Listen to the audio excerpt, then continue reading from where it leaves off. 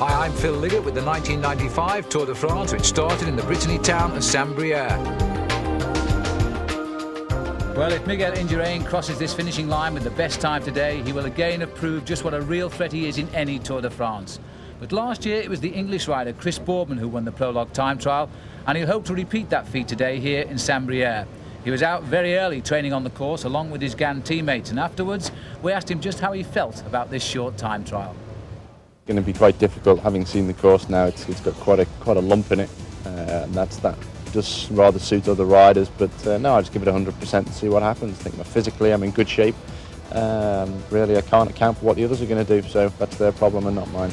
I think I can win it, but whether I will or not is another thing. Probably about 60% in my favour, I think. Among the early starters, former French champion Jackie Durand set the trend with a time of 9 minutes exactly for the 7.3 kilometres.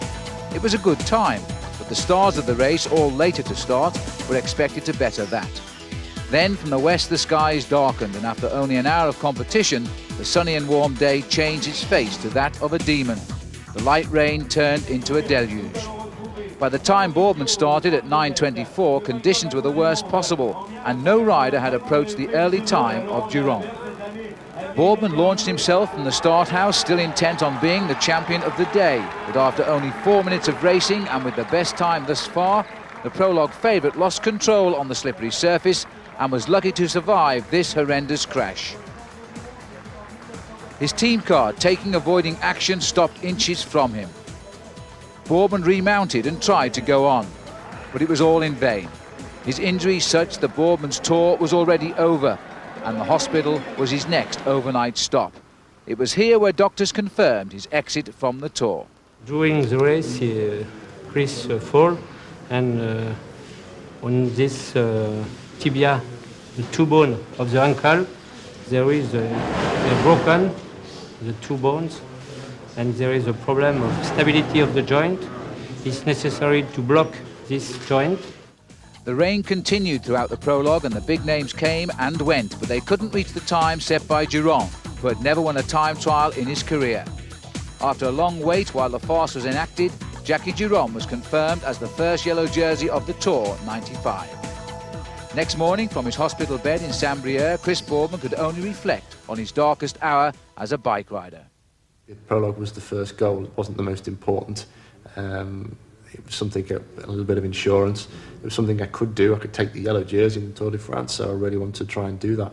1 minute I was going at 80k an hour, and the next minute I wasn't. I'm not so sure it was me pushing too hard, actually. That was my first thought. It's more the change in surface, and with the dimming light, it was very difficult to see where it was totally smooth tarmac and where it was grippy, and when you're pushing it to the limit.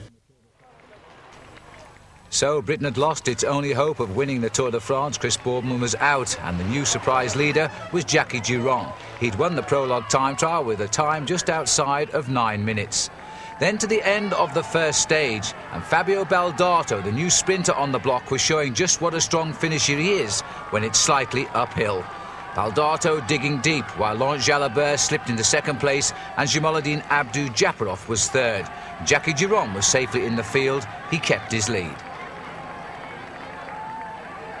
So Baldato had an early stage win in the Tour de France, finishing ahead of almost the whole field. Tony Rominger, notably, was sixth. And the overall situation, Jackie Durand kept his 2 seconds advantage over Laurent Brochard. The French had started well, 3 men in the top 3 places. The race continued its journey along the coastline of Western France, but not for this man, the new champion of France, Eddy Seigneur, out with an injured knee. The battle out on the open road was between the world's best finishers, Abdou-Japarov on the right, in the centre Cipollini and Laurent Jalabert. They were contesting the points for the green jersey competition. And when it came down to the big finish at Vitré, Cipollini was showing us just what a great finisher he is. Watch out for the Lion King as he bursts out the field. Cipollini is a man already winning 15 races this year. This was to be win number 16. And all the sprinters were there, and they were all being beaten by the fastest finisher in the world. Cipollini coming clear. The rider on the far right of our picture is the new sprinter Giovanni Lombardi. Abdou-Japarov again was in the top 3, while Baldato this time only finished 4th. Mario Cipollini, the self-proclaimed fastest man in the world. There are few who can dispute it when he's as good as this. But there was a new leader. Jackie Duron had gone now, and the leader on the small time bonuses gained out on the open road was Laurent Jalabert. He now had an advantage of 5 seconds over Brochard. Then came the Stage 3 time trial. This the first big test for the leaders, supposedly, of this year's Tour de France. The time always taken on the fifth man, the 21 teams of 9 riders gave their best for their team leaders. And there was no team better than Gay-Wispelan. They led at every checkpoint, and they were coming to the finish with nearly all of their team together. 22.3 kilometres, they were the best time in 24 minutes and 48 seconds. At 42 kilometres, that time was 45 minutes and 16 seconds. They were always ahead of the second place team on the road, Once.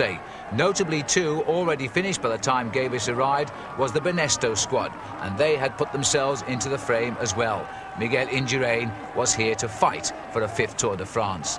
The arrival of the Gay-Wis team, and it was the fastest time, not surprisingly, because of those time checks out on the course. Ergini Berzin, the winner of last year's Tour of Italy, was leading them home.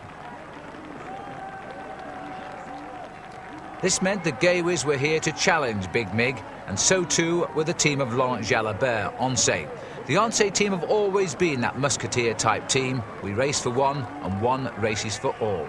Jalabert now was their man in the yellow jersey, and they were going to keep him there as long as possible.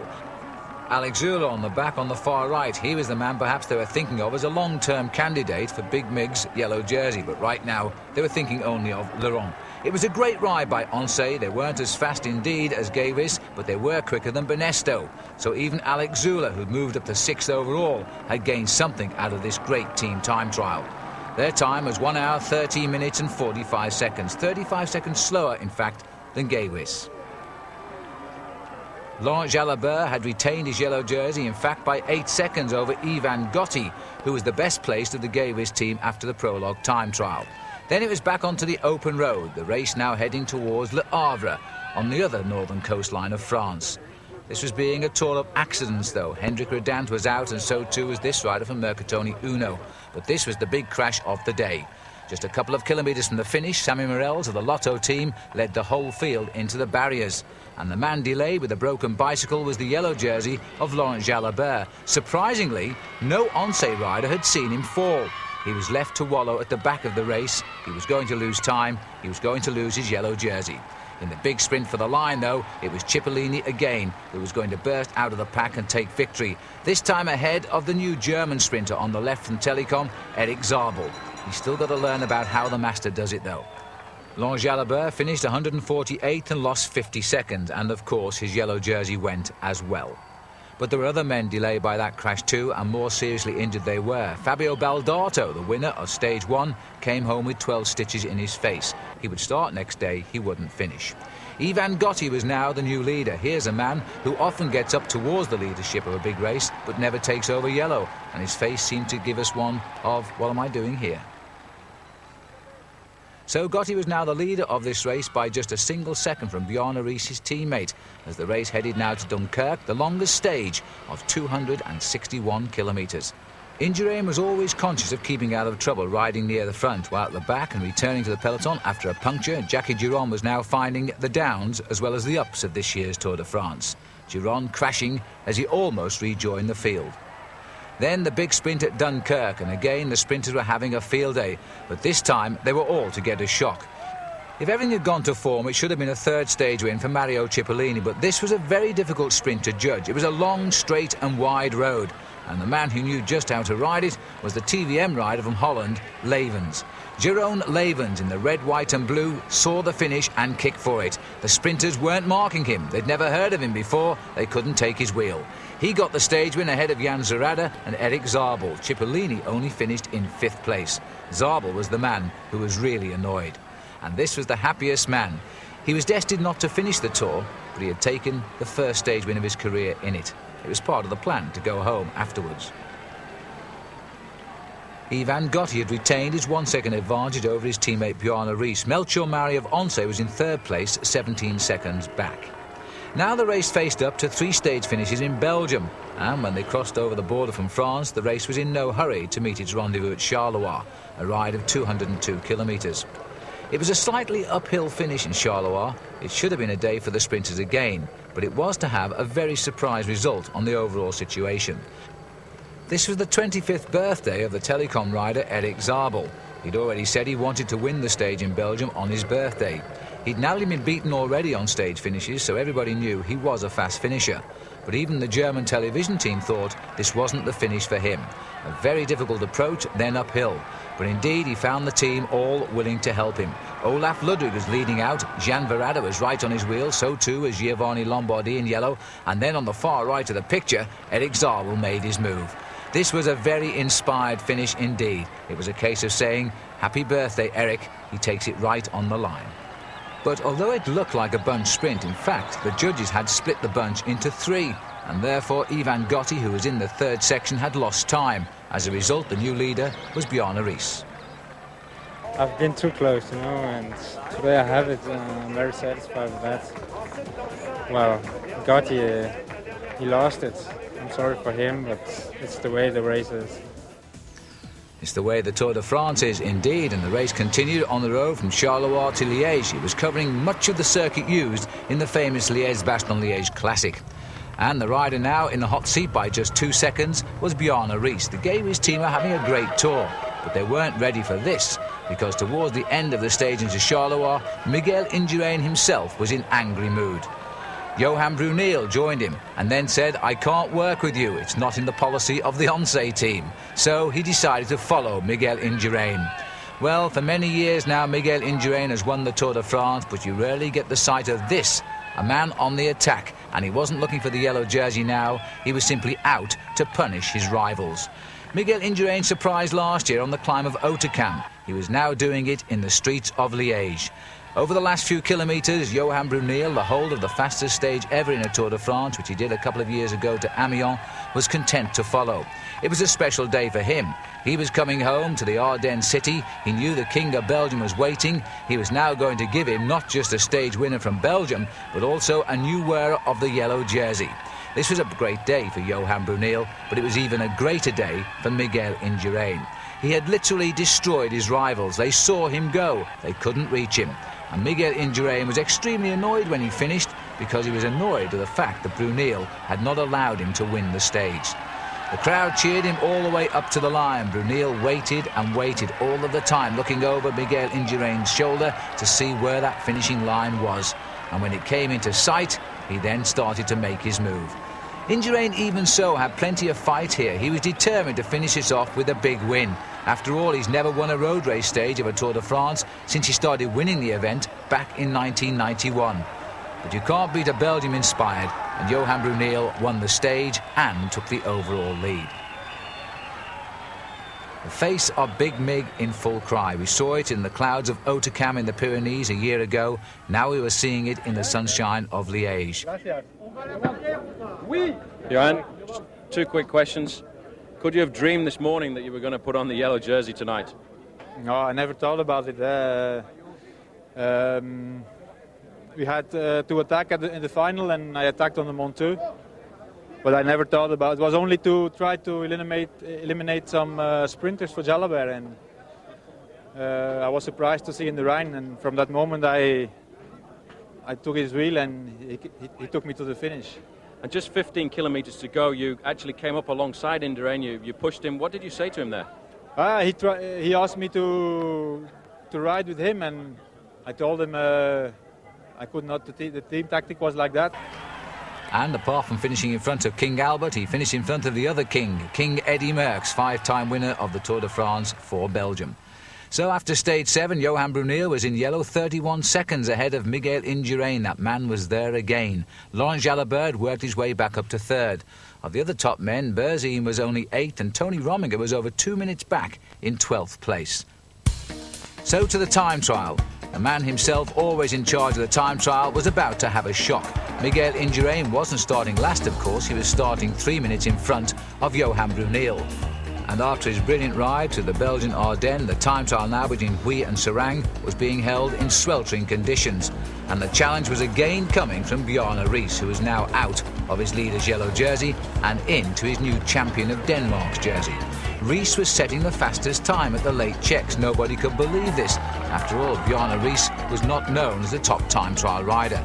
Laurent Jalabert was also continuing his marvellous tour, as indeed he had continued a marvellous season. Gone now are the memories which caused him to crash on the very first day in Armentières a year ago. Here another intermediate check. Indurain had gone through just 15 seconds better than Riis. Now it's beginning to look as though Riis was no longer a flash in the pan. At 13 kilometres, Riis was 31 seconds down. At 22 kilometres, Riis was up into second place, 25 seconds behind Indurain. He was now just 15 seconds behind Indurain, and the hardest part of the course was still to come. The arrival of Tony Rominger, and the best time for the moment at least, going ahead of Bruno Thibaut. 1 hour, 5 minutes and 14 seconds. Rominger was well in front, but the shocks were still out on the course, and the biggest shock of them all was Bjarne Riis. Riis was absolutely flying. Here was a man ultra-inspired. He was going past big names like Melchior Mauri, at one time third overall in this year's Tour de France. He'd now been caught and was about to be dropped. Bjarne Riis was riding so well, he was inspiring almost 75% of Denmark to watch this race on television. The viewing figures were astronomical. So Riis was in a mood now, and he didn't know it because his team car wasn't telling him. The tyres were indicating he was going quicker than Miguel Indurain. Evgeny Berzin, yet to show himself, had to do so this day. His time was good, but it wasn't great. 1 hour, 5 minutes, 51 seconds and counting. As Berzin came to the line, he slipped behind Tony Rominger. Meanwhile, out on the road, the shock was there for all to see. Bjarne Riis was now going through the fourth time check, 58 minutes and 49 seconds. Indurain was yet to arrive here, but there was now speculation that Bjarne Riis was going quicker than the great Mig himself. Melchior Mauri refused to let go from his sight, the sight of the Danish champion, but even so he was sitting just far enough behind to avoid being penalised for pacing. The arrival of Alex Zülle, another Swiss man who once set the Tour de France alight in his first year when on his birthday he took the leader's yellow jersey. Then, as planned, he retired from the race. Alex Zülle was losing time, big time indeed. This long climb to the finish was proving to be quite a headache for most finishers. And then, looking down the road, Bjarne Riis was coming towards the line. By now they knew he'd gone through the check 5 seconds quicker than Indurain. And so now Riis, could he hang on the climb and cause the biggest upset the Tour de France has known for 5 years? In fact, Bjarne Riis didn't know he was going quicker than Miguel Indurain, and on the climb to the finish he too was seen to slow down. Riis was now fighting to maintain a tremendous rhythm, but even so the clock was indicating he was well ahead of Tony Rominger's time, which was in the finish house at 1 hour, 5 minutes and 14 seconds.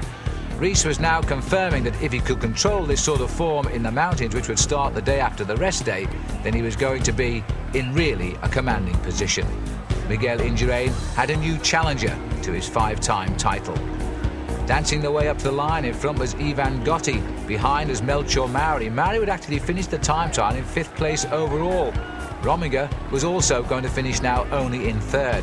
The rider who was to take the lead was sprinting to the line. Bjarne Riis, his time 1 hour, 4 minutes and 28 seconds. There was only one man left on the course now. Everybody was discounting the yellow jersey of Johan Bruneel. The man, of course, is Miguel Indurain. Now, all Bjarne Riis could do was take a shower and wait for his arrival. He may know by this point that he had been 5 seconds ahead with just a couple of kilometres to go. What he didn't know, though, was that this man was digging so deep into his reserves. Miguel Indurain is a very proud man. He wasn't about to lose this time trial either, but it was close. Indurain, his sprint was needed because he took victory by a scant 12 seconds. So, not surprisingly, Miguel Indurain was now the leader of the Tour de France. Riis was second, 23 seconds back. That was the most incredible time trial I think you've ever ridden in your life. Did you know that you were doing that compared with Indurain? No, I didn't know that.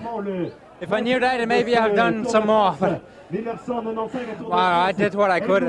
You're surprised to beat your teammate Evgeny Berzin, because this morning people said Rominger, Berzin, Indurain were going to be the top 3. Nobody mentioned your name. I know that, but I knew it myself. So no surprises to see Miguel Indurain in yellow after a time trial, but a big surprise to see the time gap so small to Bjarne Riis, just 23 seconds. Evgeny Berzin is up into third place, Johan Bruneel fourth, and Rominger is fifth. So the surprises were there too. Looking down the overall situation in the points competition, Laurent Jalabert was on course, but only 9 points ahead of Jamaluddin Abdu-Japarov. While in the King of the Mountains, now with the real mountains to come, Richard Virenque, last year's winner, was there again. Now the mountains are weighted. And behind me, the slopes of La Plagne. They've only been used twice before in the Tour de France, but they've always given us a dramatic finish. But before we join the action on the Col de Portet, here's Paul Sherwin now to tell us more about the man who has dared to challenge Miguel Indurain.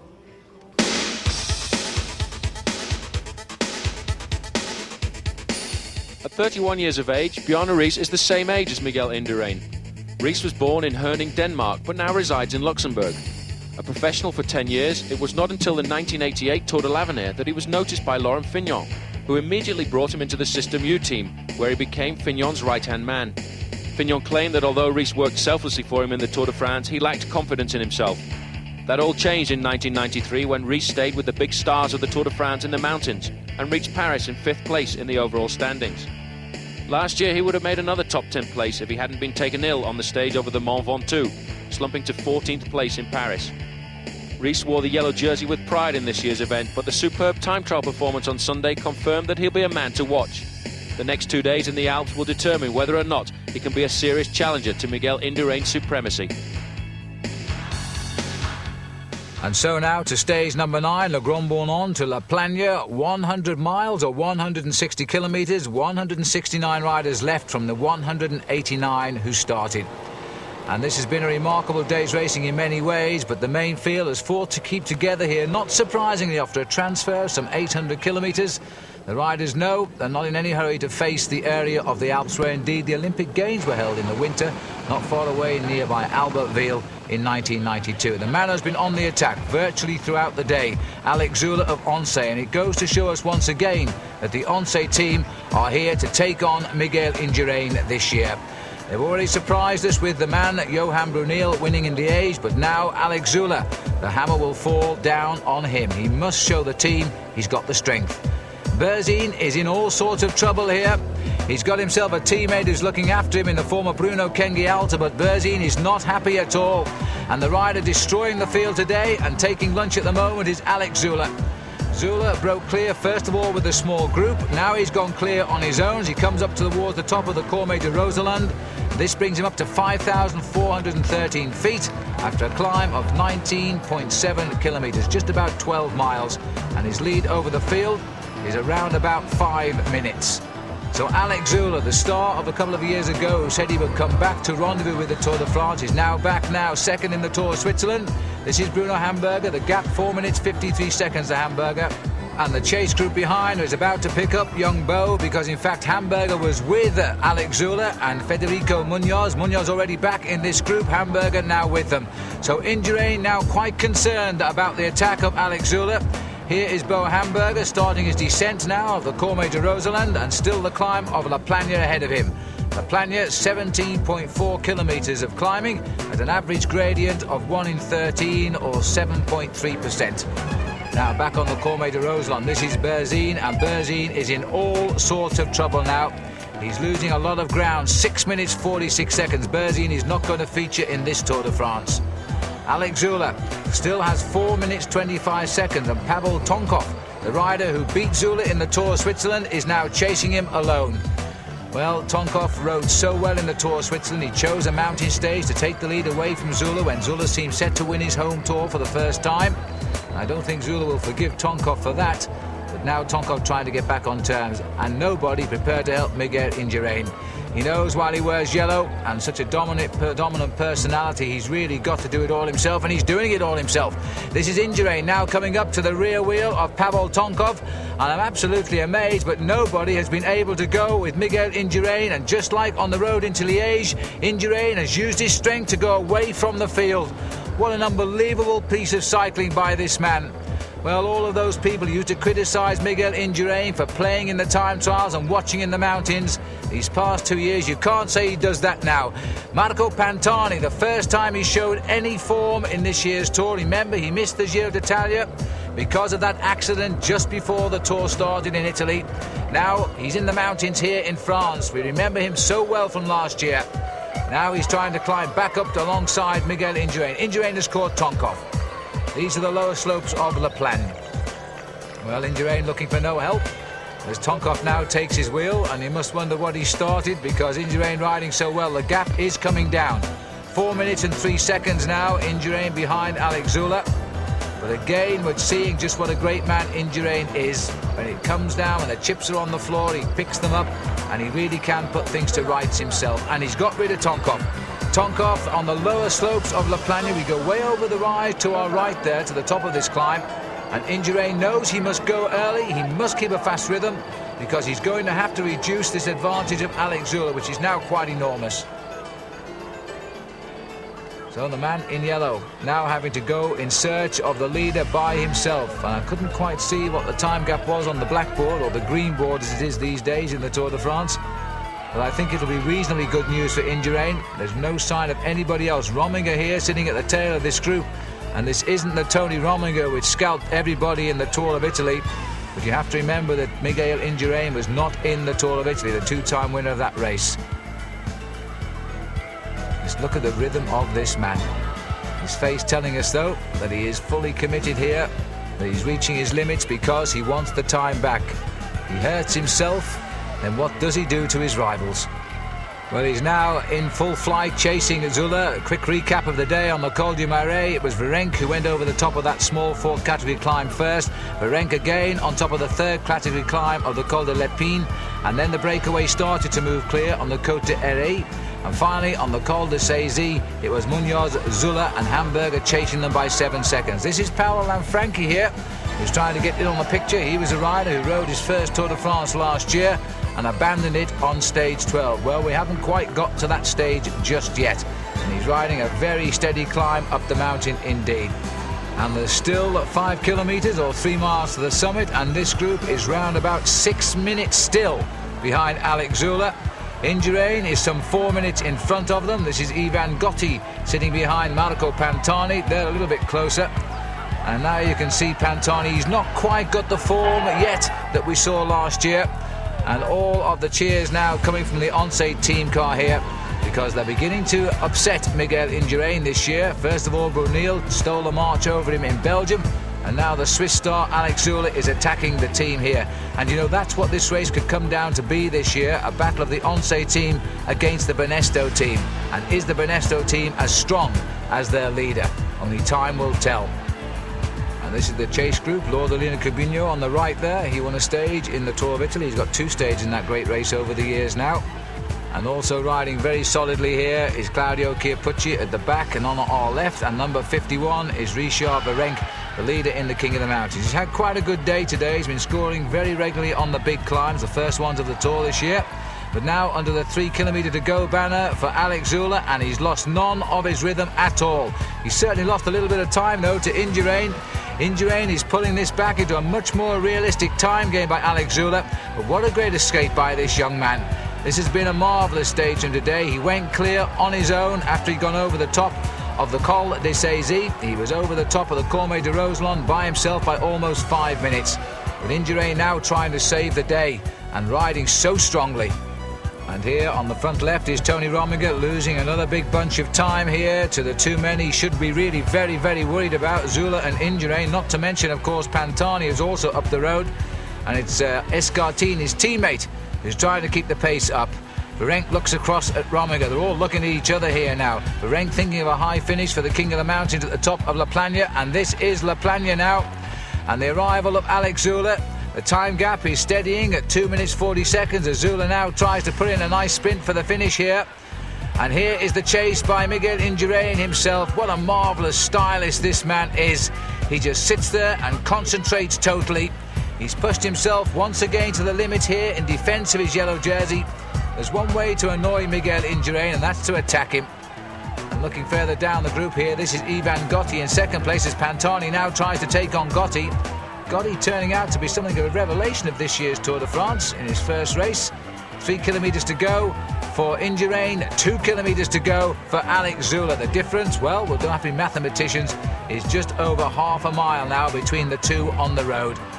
Well, at least Indurain is not going to be given an easy road to Paris this year. The Once team are anxious to take him on, so too are the Gavis team.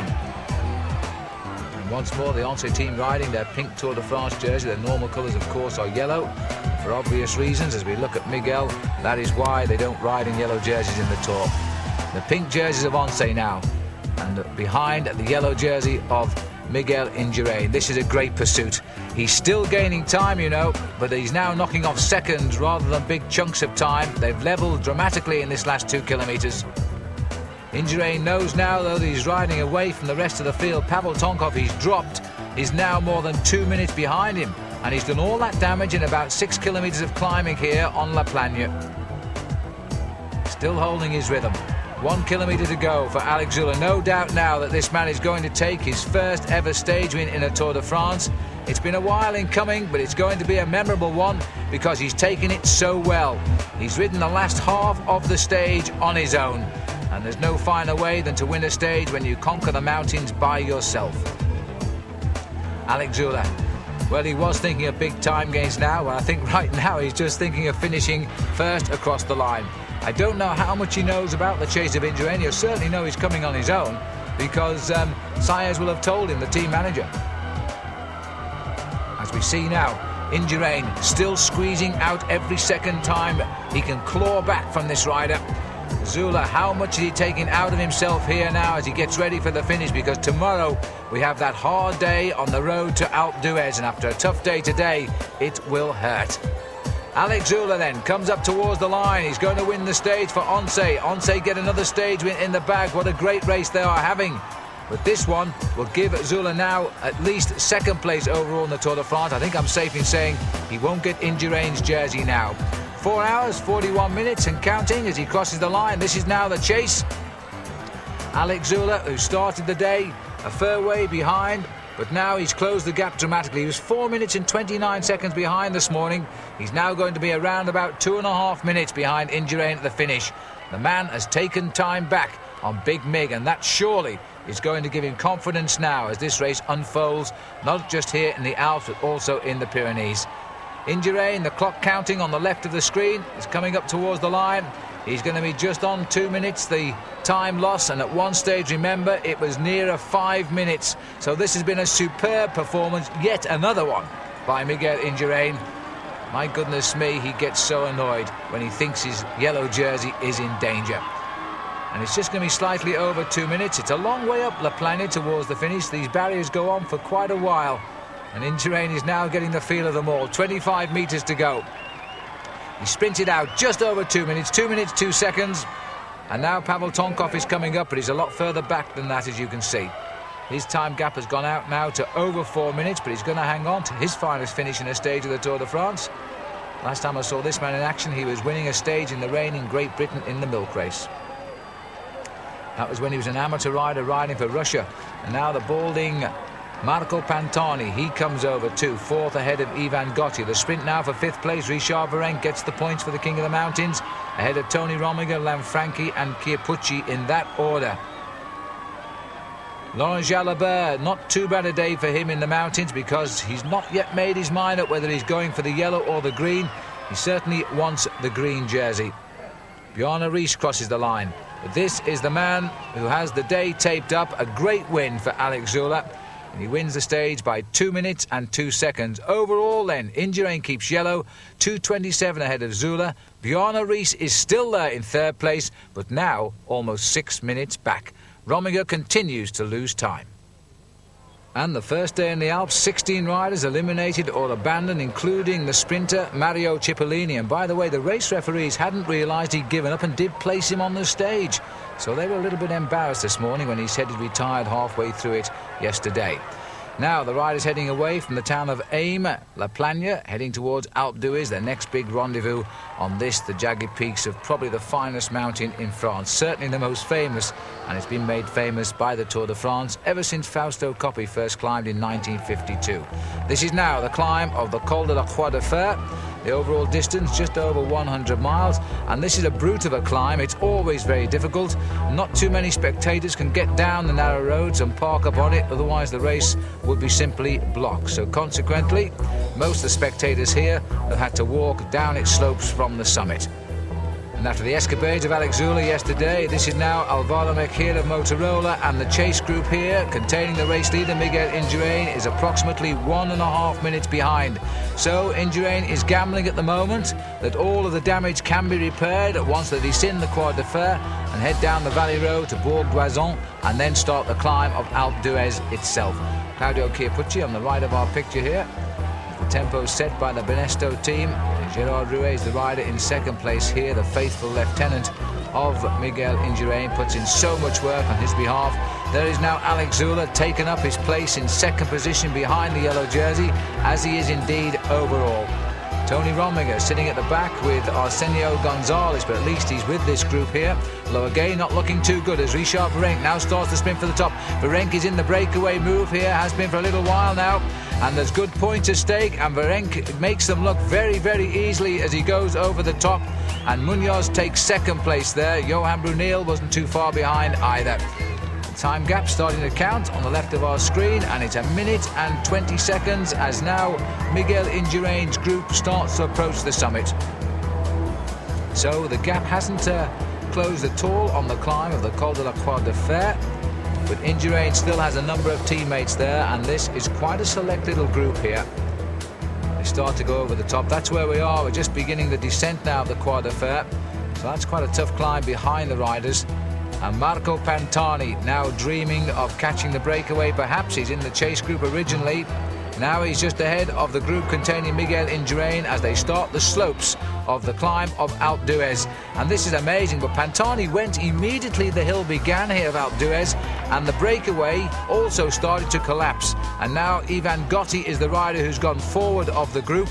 So again, Gotti is surprising, and here he is, and he's pacing up Richard Virenque at the moment. But Marco Pantani is already beginning to eat into the tail markers of this original breakaway of some 13 men, and there he is. So Pantani, he tried a little bit yesterday, he didn't do what he wanted to do, he said his form wasn't quite there. Well, he has the reserves to go on, and it looks as though his form is coming day by day. He's now on the climb of Alpe d'Huez, and he wants a performance. Laurent Jalabert just ahead in the green jersey. Jalabert, one of the early escapers today, alongside Richard Virenque. Jalabert still unsure whether he's going for the yellow jersey competition because he's scoring points in the mountains, and it's a long time since a man in charge of the points jersey has been able to do that. Certainly not Jamaluddin Abdu-Japarov. But Pantani is flying up the slopes of Alpe d'Huez here, and a marvellous, marvellous crowd yet again. Very hot day, but Gotti is the rider who's trying to go for gold on his own. The lone man in the front, and just look at Pantani, the pure climber, as he goes past the king of the mountains, Richard Virenque, who isn't a pure climber. He struggles a lot on the climbs, but he finishes up with the best sprint at the top of them and grabs the points. That's what matters. And now he's trying to hold on to the wheel of Pantani. Well, I'm not sure he'll be able to do that. The rider falling back is Fernando Escartin. And Jalabert, the cheek of Laurent Jalabert too, winner of Milan-San Remo this year, the start of what has been a fantastic season for him. And Jalabert's face never tells you anything. Pantani now. He lifted his pace, he didn't get rid of them, they settled in nicely behind him, even Escartin here with his hunched shoulders hooked up to the back as well. These are the four riders now chasing Ivan Gotti. So Gay Wiz using Gotti once more. This is the man who has finished in the top 10 in the Dauphiné Libéré stage race. In other small stage races he's finished in the top 5, but he's never won a big one. And as you know now, he wore the yellow jersey in this year's Tour de France, lost it to a teammate when unusually so the referees split that bunch in the sprint finish. They say, by the way, if they can see a complete barrier between the riders in the group, then they always give that split a separate time. Well, I don't know if they mentioned, but they made the barriers a bit wider this year. Pantani now coming through towards the halfway mark on the climb of Alpe d'Huez, and he's now picked up Ivan Gotti. Now, what's Gotti going to do about this when he sees the man they've nicknamed Dumbo the Elephant come flying by? It's rather a miserable insult, I think, on the fact that his ears stick out. But even so, this man is a character and very, very welcome on the Tour de France. He's a marvellous climber too, and he's just accelerated again. A little acceleration just to see if he can shake Gotti. If he can't, he'll sit down, ease back on the pedals, let Gotti think he's safe, and he might well kick again. Here's Rouet still setting the pace on the climb for Miguel Indurain. And Big Mig looking rather content with the way things are going. He knows the breakaway is completely disintegrated. Now he's got to set about bringing them back one by one. And this is Bjarne Riis here, who's turning out to be quite a sensation in this year's Tour de France. And the rider with him is Laurent Madouas. So Bjarne Riis climbing the mountain. And the rider in the Castorama team is going to have a lot of men looking out to sign him next year on the teams, because he is riding better and better. So Madouas has come up with Bjarne Riis. They've picked up Laurent Jalabert, Richard Virenque and Escartine. So Indurain's group then is still behind Bjarne Riis, and somehow Riis has slipped these. Now Indurain might do well to note that, because he has almost lost time in the time trial. He has also found himself on the defensive in the mountains. He's not going to let things happen like this for too long. Here's Indurain now, starting to step up the tempo. Alex Zula's got his wheel. I wonder how Zula is feeling after that marvellous ride he put in yesterday. Indurain again left without a Banesto man around him at this crucial stage of the race. They get him to where they want to put him, but then they can't go with him. And now Indurain has continued on his own. Zula is hooked up to the back end of him and is going to stay with him, I think. So number one, the winner of the Tour de France the past 4 years, is now having to do the work again himself. His biggest danger man, and there he is. Bjarne Riis is in front. A little bit of message from the back, and in fact in the car there is Evgeny Berzin. So Berzin, who was in trouble on the Croix de Fer, has abandoned the Tour de France. He has never been happy. Well, that's settled one thing now. The leader of the Gay Wiz team is this man here, Bjarne Riis, and Marco Pantani is the leader of the Carrera team, and Pantani going it alone. So Pantani has decided to fly. He's left the group. Indurain is trying desperately to come up, and here he is, a minute 30 behind Pantani. Now he's going to feel very happy with this. He won't see Pantani as the main contender for the overall victory in Paris, and he's got Alex Zula well under control at the moment. What a superb pursuit this is. We're now through the village of Huez, which is about 3 miles from the summit of Alpe d'Huez. There's the Spanish flags flying, and the man they're going to see, Miguel Indurain, is the rider that they are really most interested in seeing. And here he is now. The group behind, or the group in front rather, is now being picked up by Miguel Indurain, and their heart's going to hit the bottom of the boot when they see him come along. I don't think they're going to see this rider now before the finishing line. He's not climbing just like he was a year ago, but then how could he be, having had that incident with a car which knocked him off and hurt his knee, stopped him riding the Tour of Italy, and now he's trying to make amends in the Tour de France. Sorry about the little bit of picture interference we're experiencing here as we get up towards the summit of Alpe d'Huez, but here's the man probably causing most of the pain and interference, and that's Miguel Indurain. You see, he's gone immediately to the front of this group. He knows his place as leader of the Tour de France, that's for sure. A little placard on the right there for Bruno Thibaut, who's having a great Tour de France this year. So too is this rider, Laurent Madouas. He's now trying to be best of the rest here. But Laurent isn't quite the climber of Marco Pantani, I don't think. Miguel Indurain, Alex Zula, Riis has now picked up the wheel of these two. The top 3 riders in the Tour de France are now in the first 3 positions in this group. Escartine is hanging on well in 4th place. Ivan Gotti, and also trying to get back on terms too, is Laurent Jalabert, but they're in a little bit of trouble now as they're further down the slopes of the Tour. This rider now sending out the tempo. Madouas hasn't got on either, and this is Marco Pantani. You can now see the chalets of this famous ski station. It really only opens for a couple of days for the arrival of the Tour de France. Within 2 days of the Tour leaving here, everybody will be packing their bags, including the hotel staff, and going back home for the summer, because this is very much a winter resort, Alpe d'Huez. And Marco Pantani, I wonder if he can even recall the days. He won't recall them because he wasn't around in 1952, of course, when Fausto Coppi The great Italian Campanissimo was the first man to conquer Alpe d'Huez, and then it was the 70s before we came back again. The only other Italian to have won up here is Gianni Bugno, and he's done it twice. And Bugno having an extremely quiet Tour de France this year, but at least we can see the Italian flags. It now seeks out Ivan Gotti and Laurent Jalabert. Jalabert, of course, a Frenchman, speaks fluent Spanish because he rides on the Once team. The parting of the ways, how often have we seen this for all of the great cyclists in the Tour de France who conquer Alpe d'Huez first? And now the barriers are here, because in the days where we used to see Fabio Parra, Lucio Herrera come up, the crowd got so close the riders were almost brought to a standstill. So the barriers go further and further down this mountain every year. And it gives more room to work now for Indurain. Nobody has helped him whatsoever. As he passes under the 3 kilometres to go banner, he's still over a kilometre behind Marco Pantani. So Pantani is safe now for the victory, and Indurain is going to be safe in that yellow jersey too. The second and final day in the Alps, and everything going the way of Miguel Indurain, but he had to work for it. He was second yesterday, and there's an outside chance he can still finish second today, unless of course Zula or Rees manage to jump him in the last kilometre, because just after the kilometre sign you come onto the plateau of the town of Alpe d'Huez, and then it kicks up again just before the line. And Marco Pantani, his head especially shaved for the Tour de France, and note that he still uses the down tube shifters rather than the STI on the brake levers. It doesn't seem to slow him down any. He's got his rhythm going, and so too is this man now, Miguel Indurain. But just look at the crowd here. It is a beautifully hot summer's day here on Alpe d'Huez, and Laurent Jalabert again is doing a great ride up the mountain.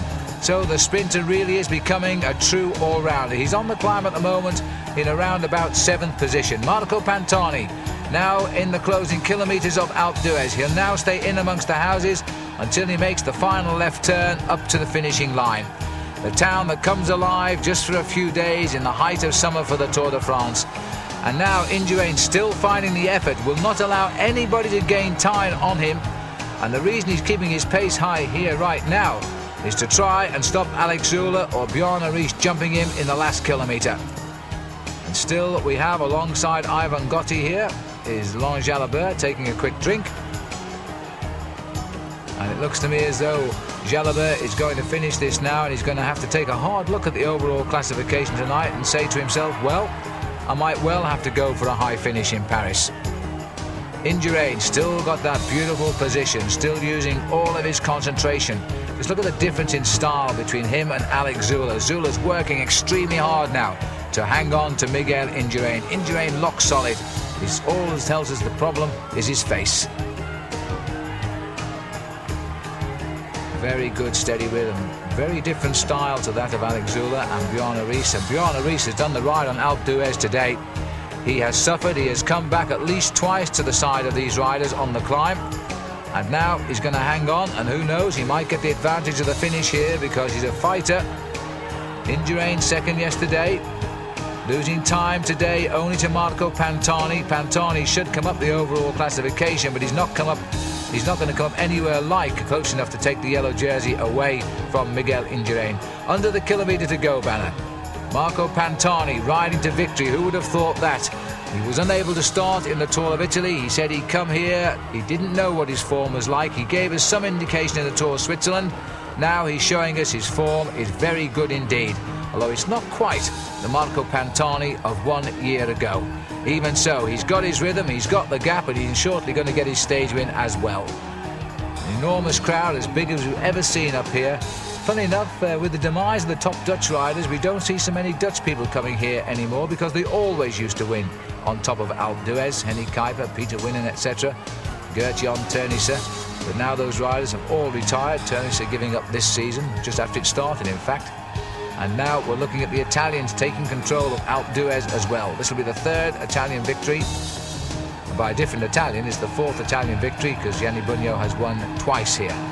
And the crowd very orderly indeed, as now Marco Pantani, I would say without doubt, is going to have the greatest moment of his cycling career.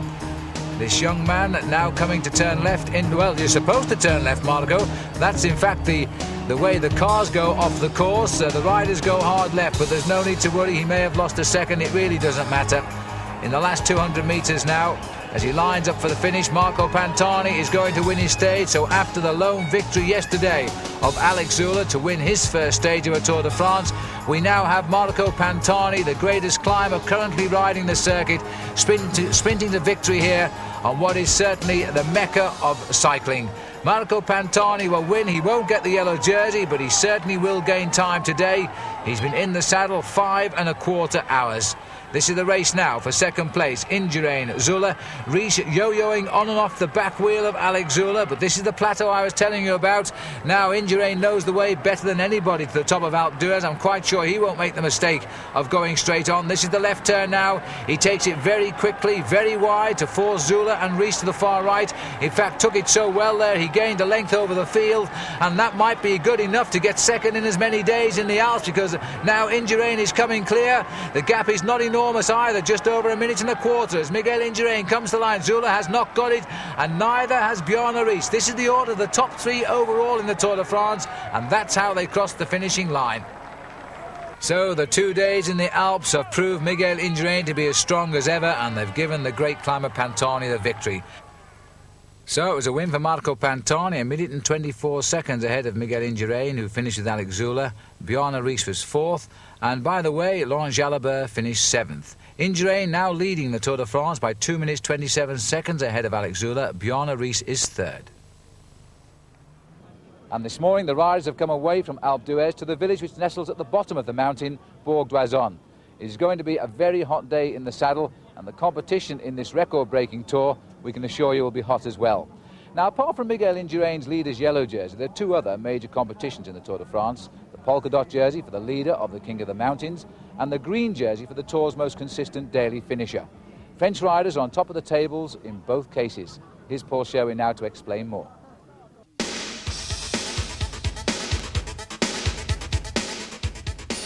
Laurent Jalabert is the current leader in the points competition with a 17-point lead over second-place rider Jamaluddin Abdujaparov.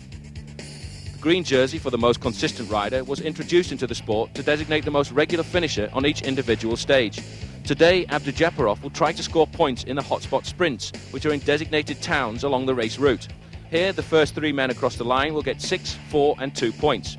However, he won't forget the stage finish, where most points can be gained.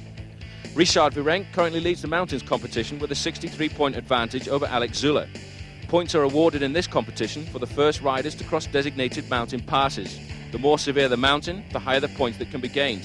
Virenque is firm favourite for this competition, but one bad day in the Pyrenees could change all that. Thanks, Paul. Paul Sherwin there, 7 times a rider in the Tour de France. Stage 11 now, Bourg d'Oisonne to Saint-Étienne, 199 kilometres, just 143 riders are left. And the town of Bourg d'Oisonne, as the riders roll away, the Alps are now behind them, but the hills certainly aren't as we get towards the finish now, because Saint-Étienne is in a valley, but there are some very tough roads that bring the race into the finishing town of the cycling capital of France. The majority of the bicycle manufacturers have or are still in production here. And this breakaway now by Bueno Hora and Max Chiandri as they come over the top of the Col de Lion. And they're survivors of a breakaway, and Chiandri has done most of the work here, and the little Kelme rider has done well to hold on to him. This is the main field. They are generally coming back together again. And Bueno Hora and Chiandri, 6 minutes 46 seconds, still surviving of the long breakaway today. Now, I wonder who will claim the victory if Chiandri is to win, because he has a British racing licence and a British passport. But indeed, he spent all of his life living in Italy, and his first language, without doubt, is Italian. Ex-Motorola team rider, now with the MG team. And the field here having more or less a rest day now. Miguel Indurain has got his Benesto team in control of the head of the field. 5 kilometres to go on this descent. Thankfully it's dry. It was on this descent where Ronan Pensek crashed a couple of years ago in torrential rain, and so did Lucio Herrera. And this is Chiandri. He's got the front, but I don't think he really wanted it, because it's a long sweeping left-hand bend up to the line here, and Chiandri is a good sprinter, but he doesn't know too much about Bueno Hora, who's had a great ride today. And Chiandri keeping tight on the barriers and waiting for a move from the Kelme rider, but the Kelme rider is going to wait right to the line. And Chandry's being forced now to pick up the tempo as the finishing line approaches. Now he's going to have to go for it. And he will not be happy at leading it out because sprinters must come from behind. That's the rule book. But now Chandry is going. Is he strong enough? And judging by the way that Buenohora is sprinting, Chandry won't have a problem here. And almost 2 minutes 40 seconds gone now. This is the sprint for third place. Rolf Aldag for Telecom is going to get the better of Andrea Tafi. And he does on the line. He gets third. This is the bunch sprint now. The green jersey of Laurent Jalabert cleans up. And so Jalabert finishes in 7th place. But Max Chandry was the winner today. Now, is he English or Italian? Dedicated to all the English people on the Tour de France, you know.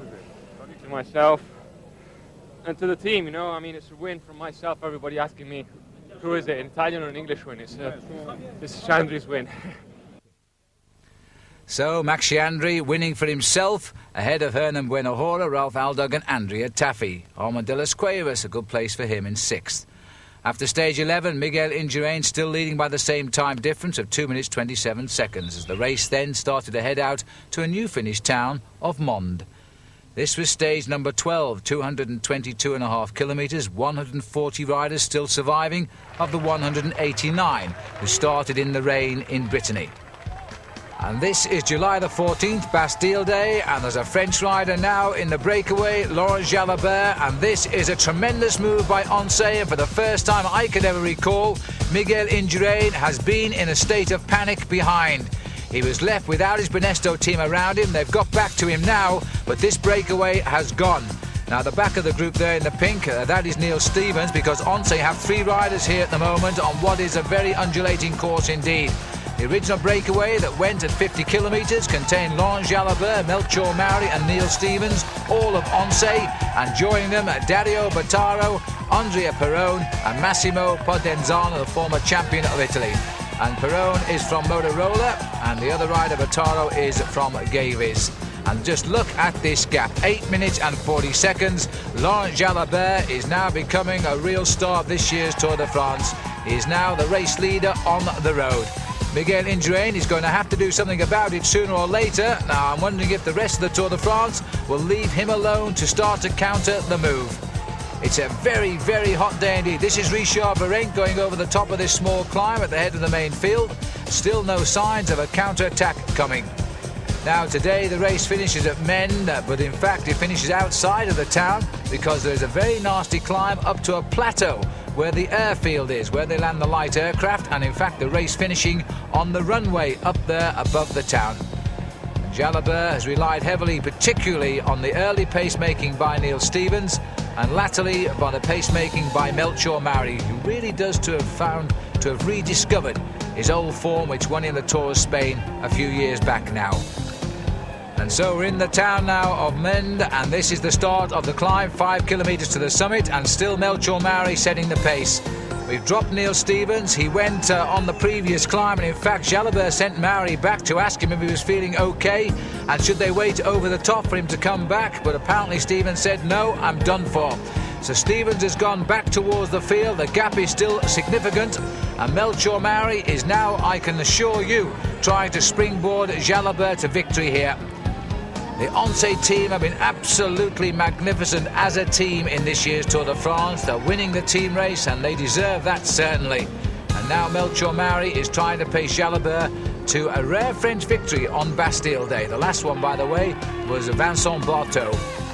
And in fact, Jalabert has gone. He's left himself a long way to ride on this climb, but let's not forget his big time gains at the moment over Miguel Indurain. Jalabert is heading up towards the top of the Tour de France tree today, quite literally.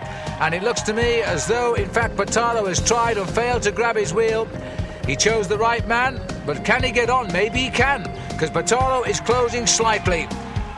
Jalabert staying out of the saddle with this attack. And it's time to move those motorcyclists further away now as Laurent Jalabert rides clear, looks over his shoulder just for a split second. Sees Dario Bottaro trying to get back on terms. Mauri is gone now after his great pacemaking. Andrea Perrone has also gone, so too is Massimo Podenzano.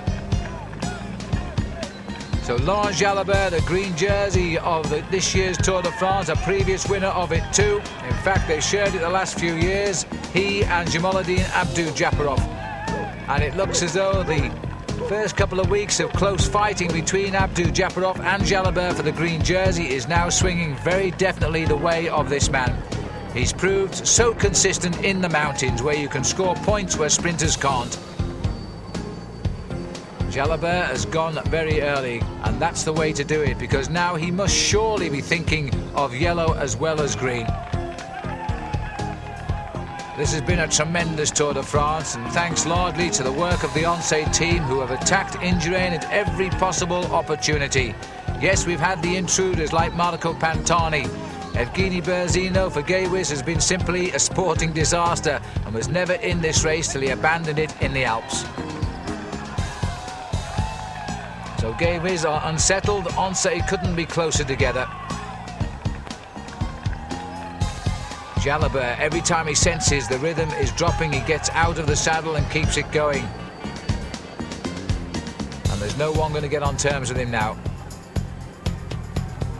He waited till he came to the foot of the climb. He used his teammate Melchior Mari to set the pace, and now he's been in the lead for just over 1.5 kilometres. He's got 3 to go. And the top of this climb is not too bad either. I'm not sure, in fact, whether he knows it, but I would expect him to know it, because he does live not too far away. 6 minutes and 51 seconds, an enormous gap still back to Miguel Indurain. This is a significant time gain now as well, because the main field is just down through the town of Mende. Jalabert started the day almost 10 minutes behind, and he's now recouped 6 minutes at the moment. These are big time gains today and should never have been imagined. But Miguel Indurain was in a state of panic very early on. And in fact, his team manager came up to him and told him not to panic because the race would reorganise itself.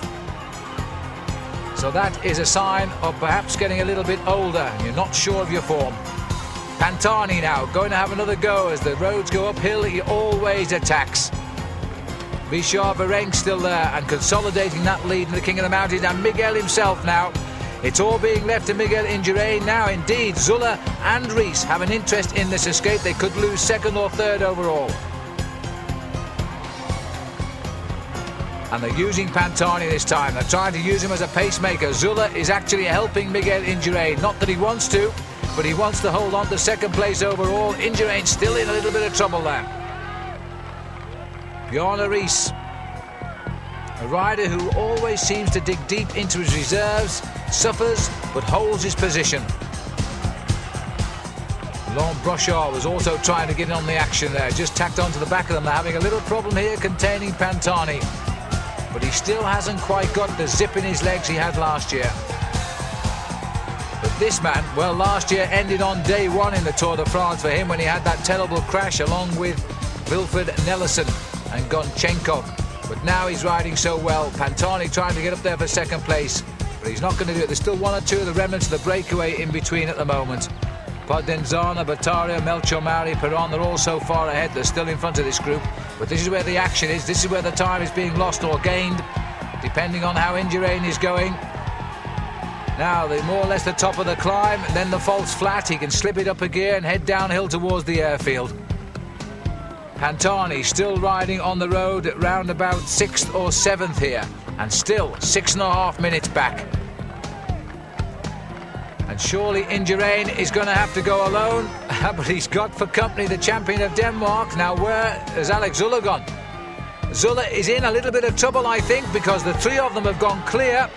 Zuller is in trouble. Laurent Jalabert certainly not. He goes into the last kilometre dead straight as the aeroplane lands. Runway 23, and the man first to touch down is Laurent Jalabert. He's got about 500 or 600 metres to go to the line and become the first French winner on Bastille Day since 1989 and Vincent Barteau. But more than that, the day could not have worked out better for him. He is gaining tremendous time over Miguel Indurain. He could well be in the top 3 tonight.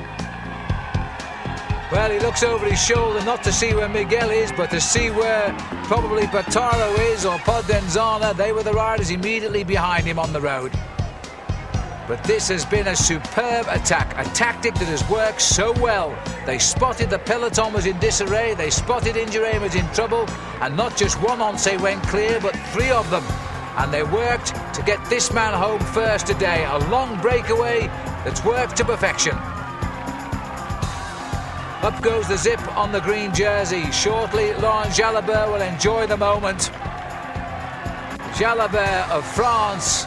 A magical tour continues for him. The green jersey, he's now going to have a high place overall in the overall classification.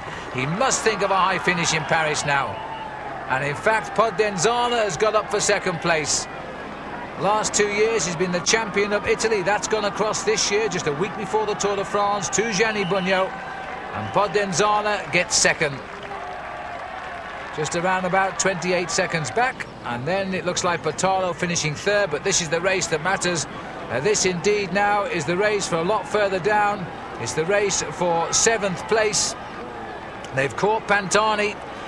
Indurain is still a few minutes back, but a question of how many. The clock hasn't told it for a little while, but it will shortly now.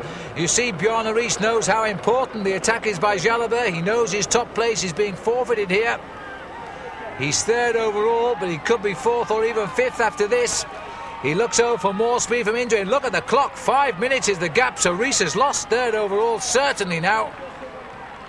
Pantani having to hang on to Riis, and Zuller noticeably has gone. So Alex Zuller is losing time now in his second slot overall as well.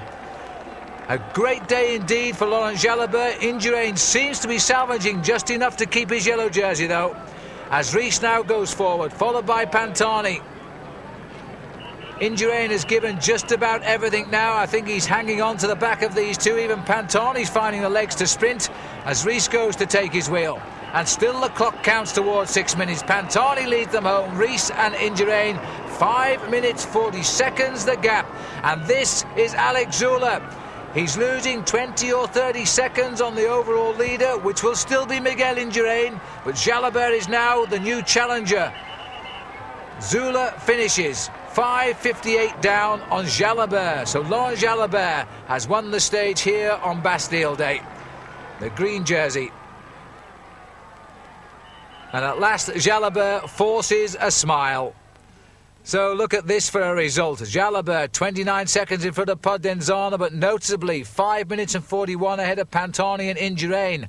Overall now, Indurain 2:44 increases his lead over Zuller. Jalabert comes in to third place. So the race has had a shock. It turned upside down now with Jalabert up to third and Riis up to fourth. Melchior Mauri up again into fifth. On to stage number 13, Monde to Revel. 245 kilometres, 134 riders survive. And again, we should, I suppose, have expected a day when the race turned off. It's turned off, a breakaway has gone clear. And in that breakaway of almost 200 kilometres today, Lance Armstrong of Motorola has found a place among the leaders. The rider going through at the front, Sergei Uchikov. And there are just a couple of other riders left in this breakaway now, including Bueno Hora in the green there. And Bueno Hora was the rider who got beat in the sprint by Max Chiandri down at Saint-Étienne. The Benesta boys have taken a real control of the race. They're allowing nobody to move. There is nobody in this breakaway who is going to affect the overall situation tonight. Now, can Lance Armstrong win for him his second ever stage of a Tour de France? He came in such a big way in his first full season as a pro, when he won a stage up in the north of France. Now we are down in the far hot south. He must be feeling confident. This is the small hill just on the back of the circuit before they swing around towards the finishing line. They do one little extra lap. And the bunch is so far behind, there's almost the risk they'll overlap the leaders, but not to be. Uchikov has gone, and Lance has found the effort to reach him. Now, what about Bueno Hora? Are they going to go with Bueno Hora, or indeed, will they just blow him away? Bueno Hora has become a little bit of a star. He's only ridden one Tour de France before this. He finished 18th overall, and now he keeps appearing in so many escapes. He's going to find himself in the top 10 if he keeps this up. But he's gone this time. That acceleration by Sergei Uchikov, a man who won a stage of this year's Tour of Italy, is enough to have split the field. But this is a sad sight. This is further back. Just got tendonitis. There's no point in continuing. No, it just came yesterday, but I've had it before in the Tour de DuPont, and it was just like one way. It's on the penny class. Sean Yates, in his 12th Tour de France, certainly his last, has abandoned with tendinitis, while his teammate Lance Armstrong is going towards what he hopes will be now a victory on this stage here at Revel. The last time the race finished here, it was the little Frenchman Charlie Mottet who won. He's now part of the Tour de France organisation. Now, watch the flicks here. It's a difficult approach. They go right, then they swing left. And Lance Armstrong really should be claiming second place here to line up for the finish. He wants it. Now, has he got it? Yes, indeed he has. He's got back into second now. He's forced Uchikov to take the lead. Now, Armstrong will sit there as long as he can. It's a very difficult sprint now, a long, straight sprint. And surely Armstrong feels he can win this now. Uchikov does as well, I think. He's turned off. He's now waiting for Armstrong to make his move. And Uchikov has ridden the Tour de France twice before. He's finished both times. He's never won a stage. Armstrong has never finished the Tour de France, but he has won a stage. And he's concentrating. He's waiting till the last possible minute here to take on Sergei Uchikov. Now he's going. Armstrong is now coming, but Uchikov has a kick. And look at this. Sergei Uchikov has got... And I don't think Armstrong can get round him. He's making absolutely no impression. Lance Armstrong is going to be beaten. And Uchikov, for the Ukraine, gets the victory on this stage of the Tour de France. And that is absolutely amazing. Were you surprised how quick Uchikov was when it came to the line? Because you still looked pretty good yourself. I was surprised. I mean, they said he was fast, but I didn't think it was that fast. How does it feel to get so close to a stage victory in the Tour after 93? It's been a long time. No, it's terrible. It's terrible. I mean, I really feel bad. I can't tell you how disappointed I am. But so... I was out there 200 Ks, and every 200 of them, every one of them, I thought for sure I was going to win. And to get second it's devastating. But you're going to carry this Tour right through until the end, and there's still a couple more chances. There is, yeah. I mean, it's a day like today you don't come across very often to go into a break and get 15 or 17 minutes, and I mean those days just don't happen. And I mean, I'm always looking, but it's going to be difficult.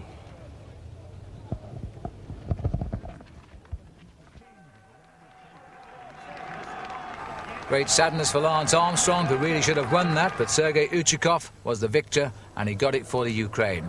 The weather has now changed as the riders face up to the mountains of the Pyrenees.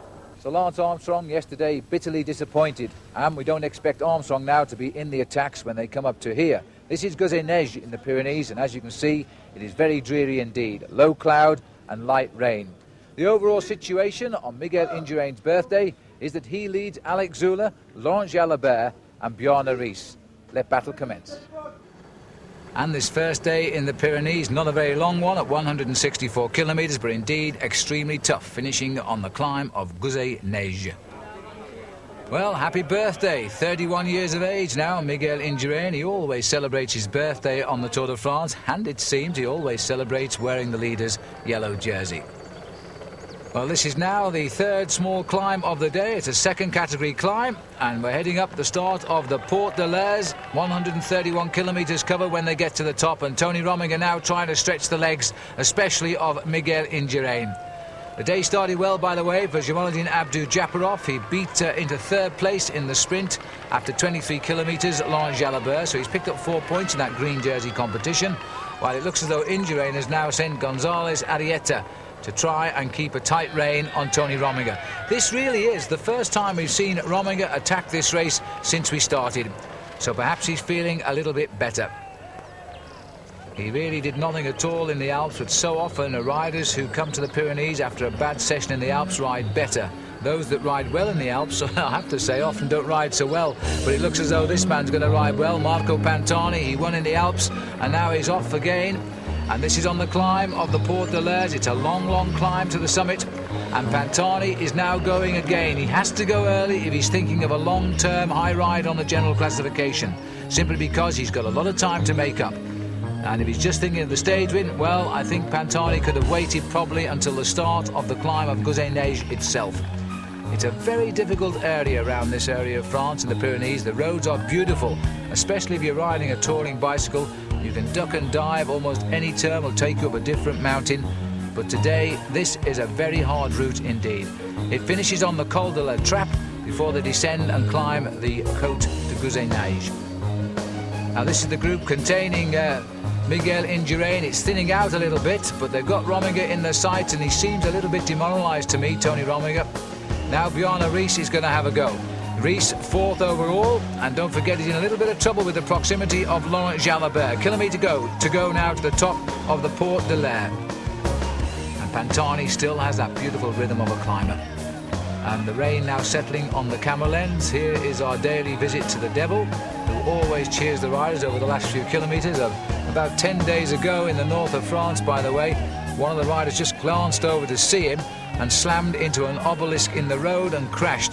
And so he didn't enjoy his visit to the Devil. Pantani didn't throw him a glance, keeps the rhythm going. Like all good climbers, they have this superb art of concentration. Now, Indurain has got his little group together, and judging by 1 or 2 stragglers, he's turned the screw that little bit tighter. But Pantani, at least, is going over the top of the Porte de l'Air in the lead. Indurain, I don't think he's going to catch him that quickly, but he's now started the reaction. And just look at the cloud here now as we reach the summit of this climb. Well, there's plenty more waiting at the summit of Gouzeneige as well, but the rain here is quite heavy. And the clock on the left now counting down since the passage over the top of the Porte de l'Air by Pantani. Indurain has now been joined by Alex Zula, the man that was rid of on the climb to Mons, surprisingly so, but not so today. And number 51, that magic number in the Tour de France, it's won it more times than anything else, is now on the back of Richard Virenque, who is struggling to hold contact on the climb. Riis is the man causing the pain, and the clock still counts down, so it looks approaching a minute now since Pantani went over the top.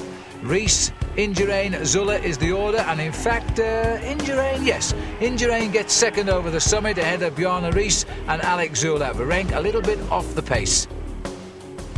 And conditions down the other side, not for the nervous. On the way down, this very wet descent, which will take them towards the Col de la Trappe, and that coming as a stepping stone right up to the finish. There we are, the yellow dot signifying this is the climb now of the Col de la Trappe. And in fact, Marco Pantani looks to be doing exactly what he did on the climb of Alpe d'Huez, and that's win the stage at the top of a mountain. The 2 best stages in the Tour de France that any climber will want to win is the top of Alpe d'Huez and the top of Gouzeneige, and Pantani now looks set to do just that. So he's no real chance, we don't think, of claiming a top 3 position in the overall, and surprisingly he hasn't challenged Richard Virenque at all in the points competition for the King of the Mountains. He's only chosen the days he wants to succeed, and he's ridden in a back seat on the other days of this year's Tour, which indicates, of course, he hasn't quite got the great form of a year ago, but he'll be back. Coming up towards the top of La Trappe, and he's still now well in the clear. He's got over a minute advantage at the last time check, and he's not much further to go now. It's not a very long descent of La Trappe, then you make a hairpin left, shortly continue descent, only for a matter of a kilometre, and then you go up the hill. Interesting to note there, we had Neil Stevens up here amongst the leaders, and in fact setting the pace now. And Neil is such a great domestique for the Omse team. The young Aussie rider almost won the stage last year at Montpellier. He's beaten in the sprint by Rolf Sørensen of Denmark, who incidentally is not in the race this year. 5 kilometres to go, so the climb of Gouzeneige has started for Marco Pantani, just 3 short miles from another great stage victory in this year's Tour. And the rider trying to chase him down, but he's still a fair way behind him, is Laurent Jalabert, the rider who rode so well in the mountains of the Alps and now will try and shine even brighter here in the Pyrenees. Trained by Cyril Guimard, the man who's trained more winners of the Tour de France than any other manager, and don't forget, he also trained the great Greg LeMond. So Pantani riding up towards the mist, but hopefully the weather not as bad as it was a few hours ago. And Indurain again is being forced to chase, but this time at least he's got some team around him, and he'll be thankful for that, the pressure off him a little bit, because there is now another battle going on just behind him between Laurent Jalabert and Bjarne Riis, and they're trying to settle out the rightful owner of the 3rd position in this year's Tour de France. I think Indurain will have noted that. A minute 47 now, so in fact, and 3:16, so Indurain is dropping back, while in fact Laurent Jalabert is closing in on Marco Pantani, but I don't think he's going to close in quick enough. That's the big Indurain group, and isn't it a big one, which indicates the pressure perhaps not as great as it was in the Alps. Another rider tries Riis. Riis is trying to go clear here. Now Riis is so frisky in this year's Tour. He's now trying to get a few seconds, which will help him take third place back in the Tour de France. He needs about a minute and a half to get it back at the moment. He's off in pursuit of Laurent Madouas. Again, the sky is darkening and the mist is coming down. Little cheer there from the French. And Marco Pantani dancing on the pedals now as he heads up towards the finish of today's stage. The result will be a little bit of a climb up the overall classification. Not a great one, but he's not too worried about that. The man they call Dumbo. Well, he's laughing at the whole race in both the Pyrenees and the Alps. Indurain has thinned the group out a little bit, again being left to make all of the pace now. And Gotti is there once more. He really has been a discovery. He's able to ride alongside Bjarne Riis, his teammate. What a valuable ally that would be. If Riis were to have a problem now, I'm sure Gotti would be passing his bike over. And the eternal shadow of Miguel is Alex Zülle. He may have shaken him off on the climb up to Mende yesterday, but today is a different day, and indeed he's now settling in again on the wheel of Big Mig. Despite the weather, a marvellous crowd here, and it lines all the way up to the finish. Laurent Madouas is responding well. It's a very difficult approach for the riders. You may remember a few years ago Robert Miller went the wrong way. He misread a policeman's instruction. And in fact, where we dive down to the left here now, this is the road that leads us to what is known as Miller's Corner. And Miller probably would have won the stage that day. In fact, he had to be content with the place. Slightly downhill, a little bit of a false flat before you swing up towards the finishing line at Gouzet-Neige. This is really a back road approach to cope with the Tour and the spectators. They were sent the other way, and as you can see, weren't allowed down there. But now it's all over. Marco Pantani seeks the lower gears as he makes the hairpin bend. Very difficult climb out, but Pantani is now going to add the second big mountain stage to his honours list here in the Tour. This has been a wonderful Tour for him now. He won a stage of the Tour of Switzerland to prove he was getting form. Now he's won the two toughest climbing stages of this year's Tour de France. And Marco Pantani is sprinting out of the mist here to victory. He'll be in the top 7 overall for sure, but that's about where it will stay. Pantani gets the stage. Now the clock starts. Miguel Indurain, 2 minutes has passed now since Indurain came into sight of the finishing line. Gotti is still there. Zülle is still hanging on to his wheel. Indurain again is going for gold. He seems to be the man. Madouas has hung on. Madouas is approaching the line, but Indurain is coming forward to try and get 3 second places in a row in the mountains. He got 2 in the Alps. Now he wants this day in the Pyrenees as well. Madouas is digging ever so deep, and will the finishing line come? Yes, it will. But in the same time, Indurain, Zülle, Gotti and Riis, as they cross the line, 2.5 minutes behind the day's winner. Richard Virenque, the polka dot jersey, leader of the King of the Mountains. He's scored again today. He'll keep the leader's jersey. But Riis has gained a little bit of time over Laurent Jalabert. And Jalabert taking on Richard Virenque now for the sprint at the top of a mountain, and Jalabert gets the better. Jalabert Virenque next over the line, 3:23. Tony Rominger hit the wall. He tried to attack. He has paid the price in full. So a win for Marco Pantani, who really is the true King of the Mountains in this year's Tour de France. For Laurent Jalabert, he continues to gain a lot of ground in the green jersey, and the same must be said too of the King of the Mountains, Richard Virenque. Pantani, though, 2.5 minutes ahead of Madouas, Indurain, Zülle 2:33. Riis was 6th.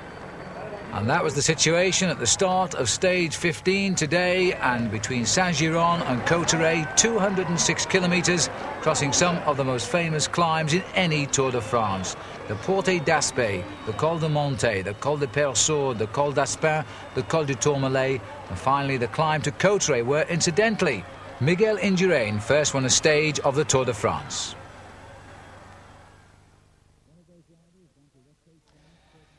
At 11:31, Radio Tour reported a crash on the descent of the Pyrenean mountain, the Col de Portet d'Aspet. It involved 6 riders. One of those riders, Dante Retze, plunged 30 feet into a ravine, yet he escaped with relative minor injuries. Fabio Casartelli was not so lucky. Severe facial injuries left him unconscious on the road. He was attended by the race doctors immediately, and then he was airlifted by helicopter to hospital. It was in the helicopter where he suffered a series of cardiac arrests, but on each occasion the doctors saved him.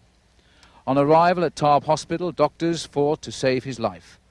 At 3 o'clock, the race organisation announced the passing of the Olympic champion, who leaves a wife and a young baby.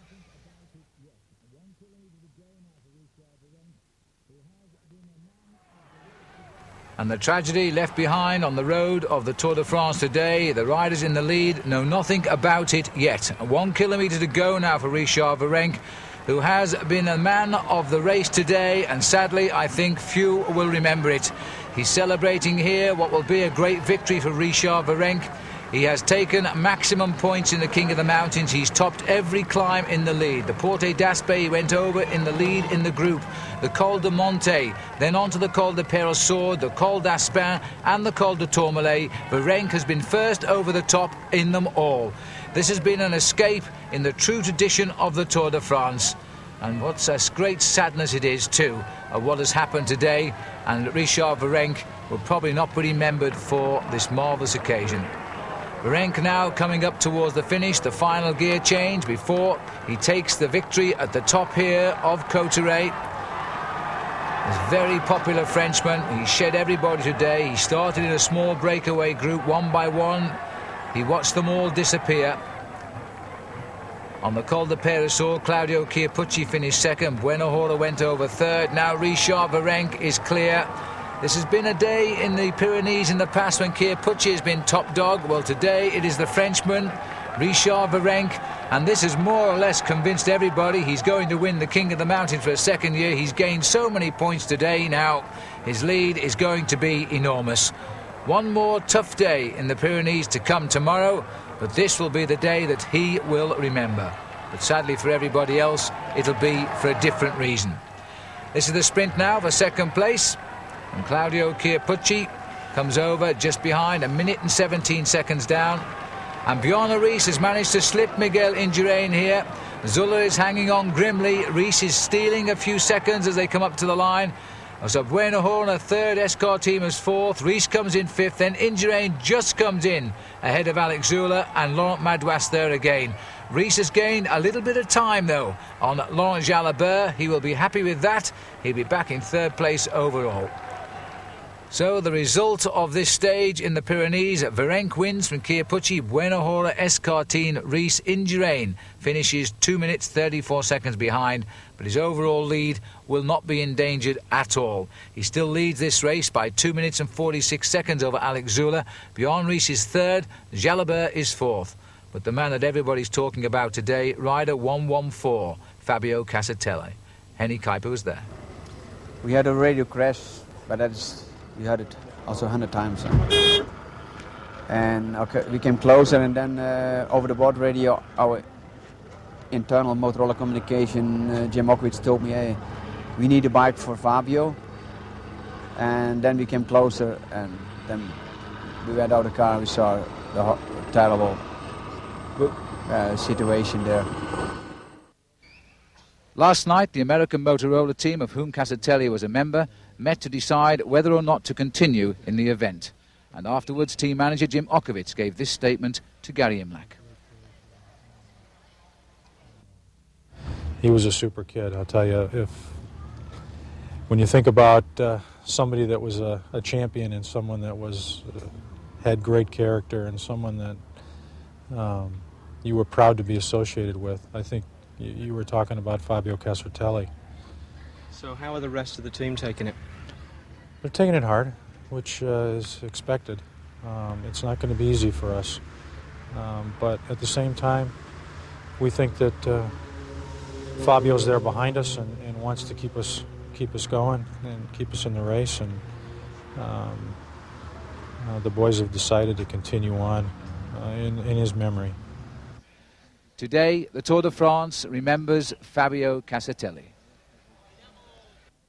So the Tour de France is saddened now with the death of Casartelli, and when the news was announced, the media fell silent on the commentary tribune. In fact, the Italian television immediately stopped their direct coverage from the race. Casartelli is only the second rider in recent years to die on the road to the Tour de France. Tom Simpson was the other one back in 1967.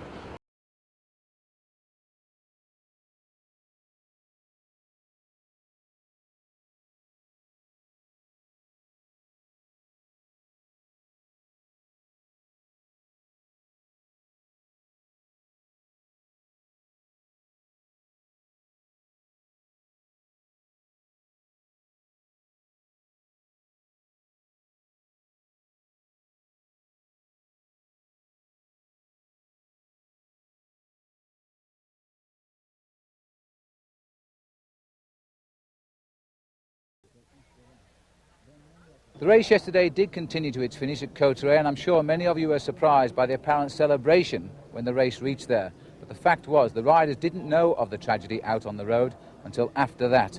Then many of them were reduced to tears. Some of them were clearly shocked and stunned. They'd all felt they'd lost a friend. Everyone, I think, had difficulty sleeping last night. I know most of us in Festina did, because we have families too. That's the tragedy. The great tragedy is that his wife and his child have lost their father and husband.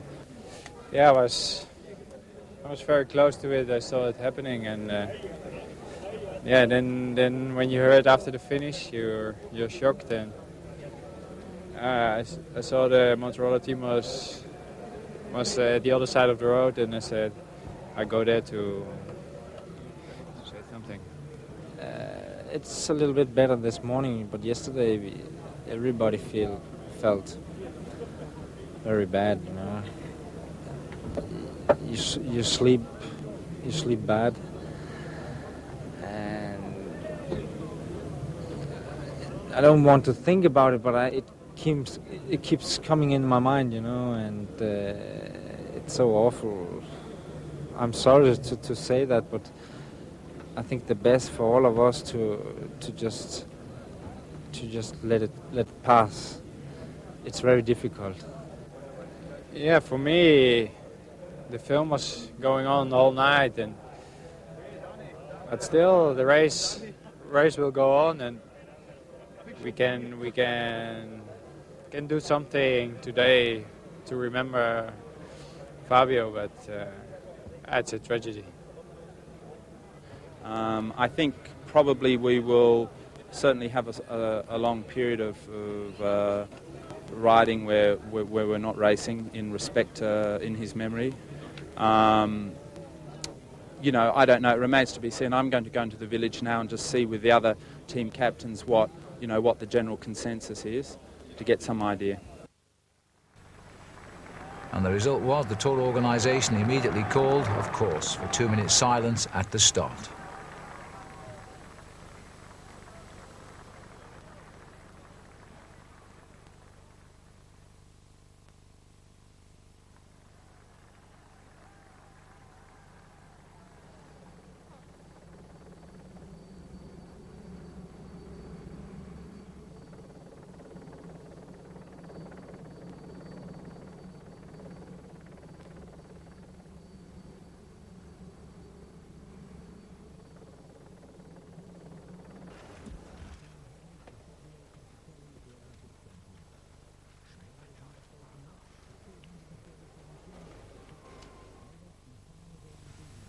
So the Pyrenean town of Tarbes paying homage to Fabio Casartelli, the Olympic champion.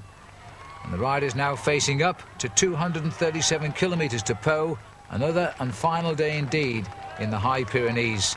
Stephen Swart, nearest the camera here, the New Zealand member of Motorola, as the whole team leads the Tour de France away from Tarbes. If you wanted to go to Pau direct, by the way, it's approximately 40 kilometres, or you have the choice. This is the other way. 2 first-category climbs on the way to a rather flat finish in a town which has seen the Tour on many occasions. In fact, it ranks number 3 in the most visited list. Well, it's soon become apparent that the riders, to me, appear as though they're not going to race this stage at all. They are going to say their sorrows to the Italian cyclist Fabio Casartelli. Nobody has attacked since we rolled out of the start, and in fact Eric Boyer, despite the slow speed, has decided to call it quits in the Tour. He's not well, and Boyer, who's finished 5th in the past, quite clearly distressed. So the Polti rider is out, and the Polti rider, apart from Benesto, were running with most of their riders until the crash involving Casartelli yesterday, when they lost their first man in Dirk Boldinga. And again, the riders on the climb of the Soulor here, and no signs of anybody attacking. And I'm quite certain now that there has been a truce call today, and that no rider is going to attack. And as it turns out, this is without doubt the hottest day of the Tour de France, and that's Laurent Jalabert down there taking a drink. Miguel Indurain in the centre of the picture.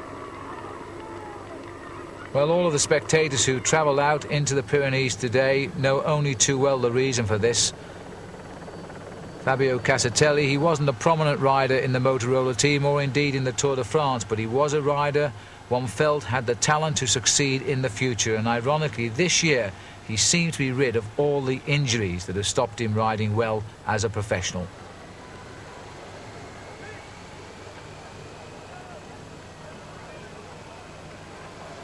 And the race now in the streets of Pau, and in fact it looks to me as though they've projected the whole of the Motorola team here to the front, and that nobody is going to pass them as they come up the hill round the back of the casino and head out towards the finishing area.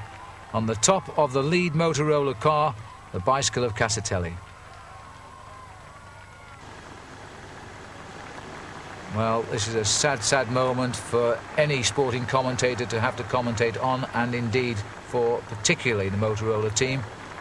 Andrea Perrone, we just caught a glimpse of. He was the roommate of Casartelli, and of course the other Italian on the squad. The whole team have now been allowed to pedal clear of the Tour de France, and the Tour is holding off at a respectful distance.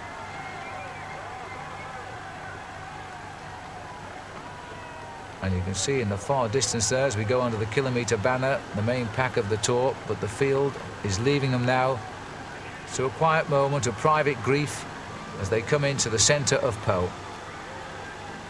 Frankie Andreu in second place, Lance Armstrong leading the line, Andrea Perrone on the far side, Steven Swart, Alvaro Mejia and Steve Bauer.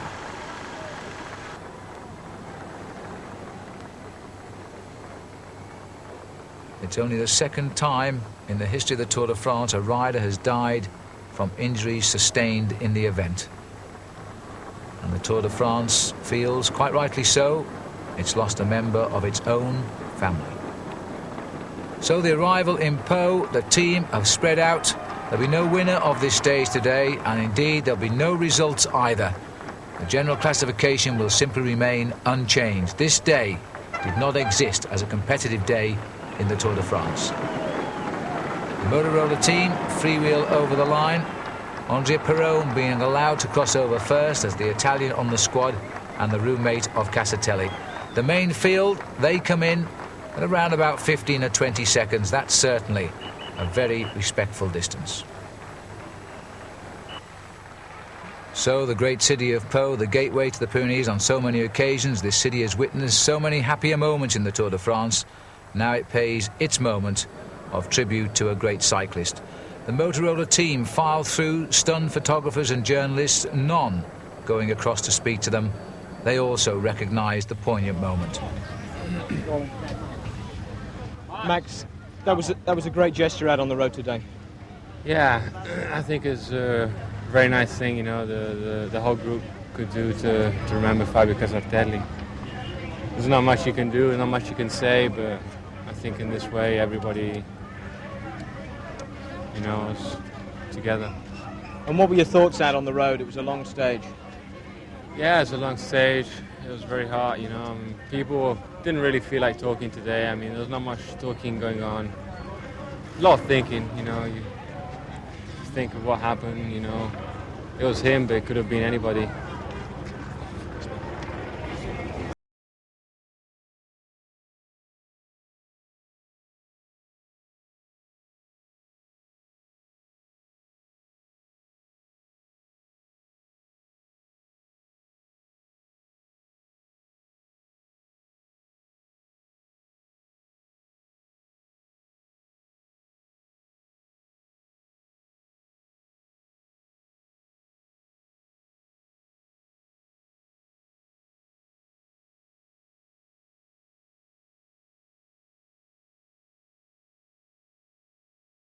The Tour de France goes on. We're now on to stage 17 here, 246 kilometres, 117 riders now heading towards Paris.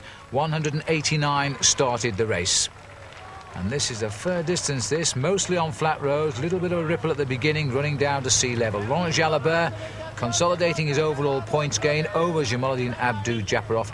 Miguel Indurain is in third place after his great riding in the mountains. Well, this is Saint-Mont, 58 kilometres covered, and Jalabert again scoring over Abdou Japarov. In third place, Decker, Eric Decker, who was second in the Olympic road race, indeed, in which Fabio Casartelli was the winner. This is Georg Tochnig, the leader of the Polti team, one of the leaders we haven't seen much of this year, and in fact, riding his first Tour de France, he's still nonetheless in 36th place overall. He had a great Tour of Italy. Well, not surprisingly, the field, even today, haven't been too frisky over the first couple of hours of the course. This is an attack here by Ralph Jerman. And the MG boys near the end now. They're about 1.5 kilometres to go here. Jerman's got clear. He's got Flavio Vanzella with him, the rider that wore the yellow jersey briefly in the Tour last year. If they can just hang on, 4 kilometres to the line it is, and they're in the streets of Bordeaux, but unfortunately where the finish is these days, out at the lake, you've got something like 5 kilometres across the city before you get down to the finish. It is a sprinter's delight, and the whole field are not very far behind. That's why these two are looking over the shoulders, and there they are, and I don't think it's worth continuing. Rolf Jerman and Flavio Vanzella, both on the same MG team, are about to be swept up by the whole field. It does seem as though the sprinters are going to get a nice shot now at the gold medal today, and the Once team continue to keep this race in full flow at 3 kilometres to go, and I'm not surprised because they want Laurent Jalabert now to continue scoring in the green jersey competition. Jalabert lying 4th overall and looking for a higher finish than that, although I think that really the advantage for the high finish has now gone the way of Bjarne Riis because the time trial is still to come. But now this is going to be a great finish for the sprinters, and Jesper Skibby now for TVM is having a go. Skibby tries so often to jump away and surprise. He's doing it again now. The big tall figure of Eros Poli is going with him. Poli and Skibby, two very strong men. They both won previously stages in the Tour de France. You may remember last year it was Poli who won after the climb of Mont Ventoux. He gained so much time they didn't catch him by the finish down in the bottom. And just look at that line of riders now. And Skibby still trying to hang on with Poli, and they're just about going to hang on as they turn into the finishing area. 1 kilometre to go. This could be it. Skibby could have landed the big one here. He's so often the opportunist, but now there's another rider trying to scrabble across the gap here. The sprinters are finding that this is going to be a most difficult finish indeed. Over these last 6 or 7 kilometres, the sprinters haven't been allowed to make their play at all, and that is Sviatoslav Yekimov who's got across, and he's jumped immediately, and that's all he really could do because he surprised the two in the front. Now he's got to go for it. The man who has held a lot of world records on pure speed now needs all of that speed to hold off the whole of the Tour de France. Skibby has found the strength and somewhere to latch onto the back wheel of Yekimov, but the Telecom team are coming very, very quickly indeed, and in fact Skibby has surrendered. I think they've got Yekimov too. It's a long way to the finish here at Bordeaux. Skibby's gone again, but Lombardy going on the right, so too is Jalabert on the far right. Eric Zabel is coming on the left. Zabel going for win number 2. Jamaluddin Abdou Japarov in the centre. Zabel gets the line first, but just. Abdou Japarov was very close. I think he'll get second, and it looked like Stefano Colliget, the best finish for him so far this Tour. I think he probably got third. And let's have a look at that sprint again. In the end, a clear win for Eric Zabel, who is the new up-and-coming sprinter. Eric, fantastic to get 2 stage victories at the Tour de France. Did you think going through the mountains about getting another one? Oh, I don't know. I'm so happy that I can the second win here takes in the Tour de France, and I'm very happy. And now I won't only go to Paris. It's been fantastic. The team did a great job for you today. You know, they nearly didn't even make the Tour de France. Yeah, we are the great team, and we are friends, and that's important. And we come only with 6 riders here to the Tour de France, and the boys make the work for 9, and it's so great. Great is the word, Eric, and that victory, he climbed 1 place overall to 94, but I don't think he was too worried about that. All he wants to do now is get to Paris, and he could win again. He beat all of the top men here. Abdou Japarov was second. And the final preparations underway this morning at the finish line here in Limoges. Well, we are standing on top of what I think we'd call a false flat, but it is a gentle climb for 2 kilometres. It might be just enough to fool the sprinters today. But we all felt yesterday it would be a sprint finish, and many felt the winner would be Jamaluddin Abdou Japarov. What has happened to this rider this year? He hasn't won a stage yet. Here's Paul Sherry now to give us his opinion.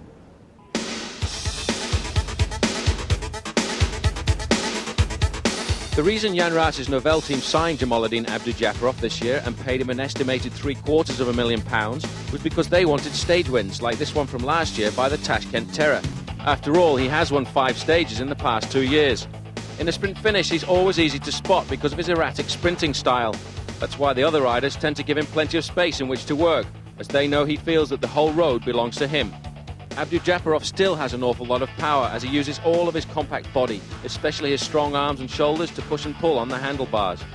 But what he does appear to have lost is the suppleness needed to convert that power into pure speed. This is the first thing a rider tends to lose in advancing years. He may still be among the best sprinters in the world, but his force now is more effective in the slower, slightly uphill finishes. Despite dangerously dashing across the road in search of Eric Zabel on the approach to the line, from this overhead view, you can easily see the faster pedalling action of the German, who's almost 7 years younger than Abdul-Japarov. Well, perhaps it'll be today for Jamaluddin Abdul-Japarov, the 18th stage from Montpont-Monestirol to Limoges, 166.5 kilometres. And the riders begin to find themselves in a much better frame of mind now. The tragedy is a couple of days behind them, the sun is still shining, and Paris is literally just around the corner. And there's Jamaluddin Abdul-Japarov having a little chat with his arch rival, Laurent Jalabert. Between them, they've dominated the green jersey competition these past few years. But last year, we were robbed of the competition, of course, because we lost Laurent Jalabert on stage number 1. Just a little few ripples as we head towards Limoges. The finish itself is on that slightly uphill finish I've told you about, and it really is a difficult one to judge for a fast sprinter. And this breakaway may well spoil it all today because it's gone fairly early on. It contains the American Lance Armstrong.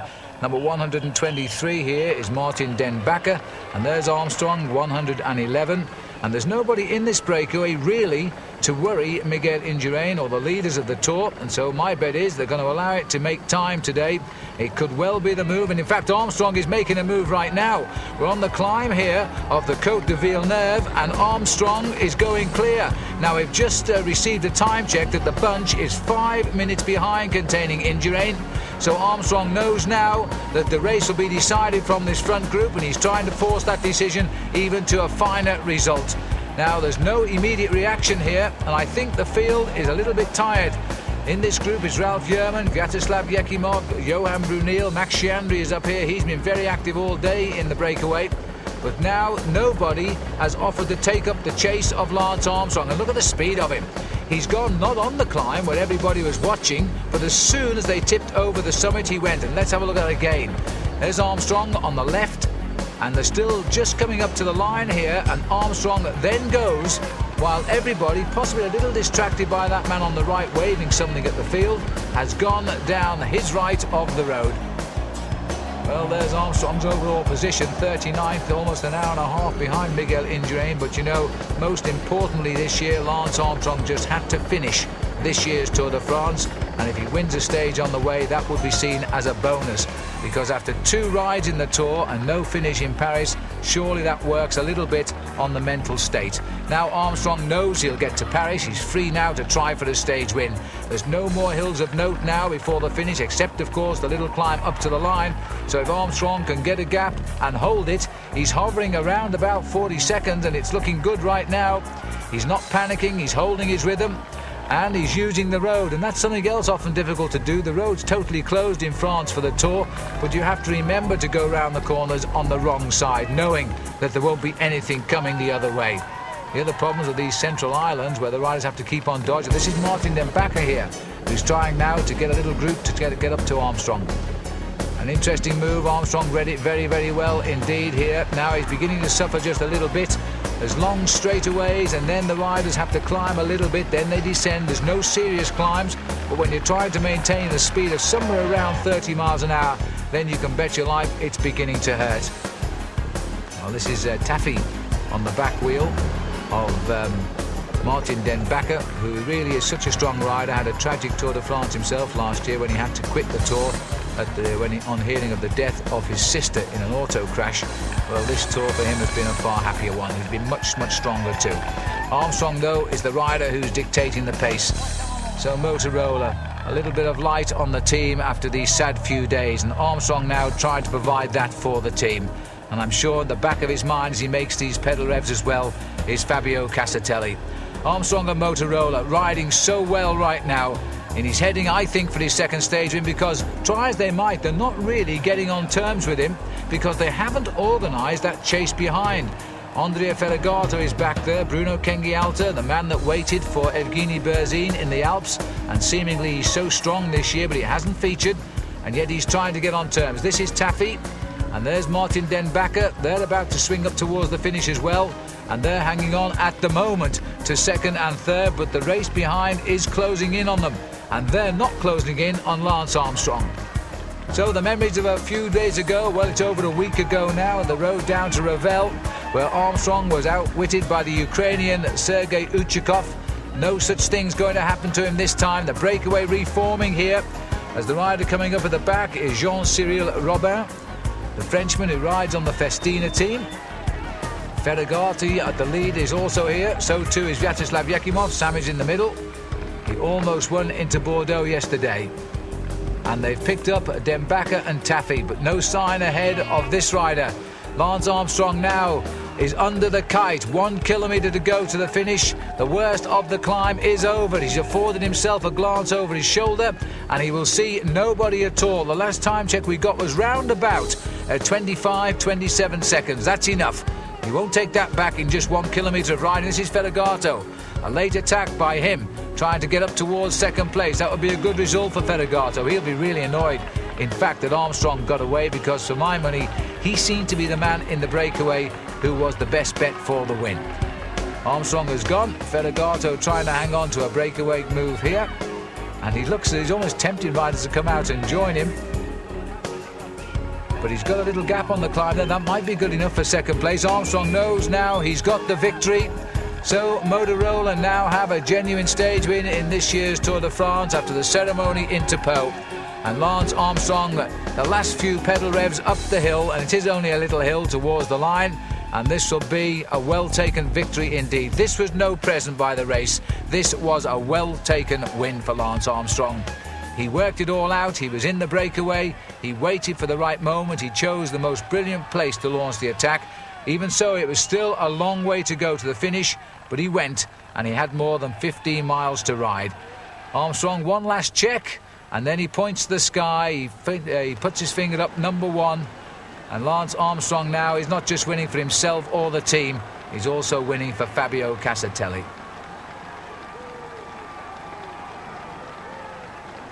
The man who's been the world champion, the $1 million man who won the big triple in the United States a couple of years ago. He's won a stage in the Tour de France in the past. Now he takes stage win number 2 for him here at the finish of Limoges.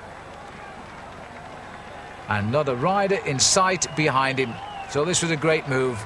Lance Armstrong, it won't do a lot for his overall, but he will move up a little bit in the classification. Ferragato has managed to hang on, and he comes in just 33 seconds behind. So he made a great climb, and it proved the difference between second and finishing in the group. Vyacheslav Yekimov sprinting clear of Robin.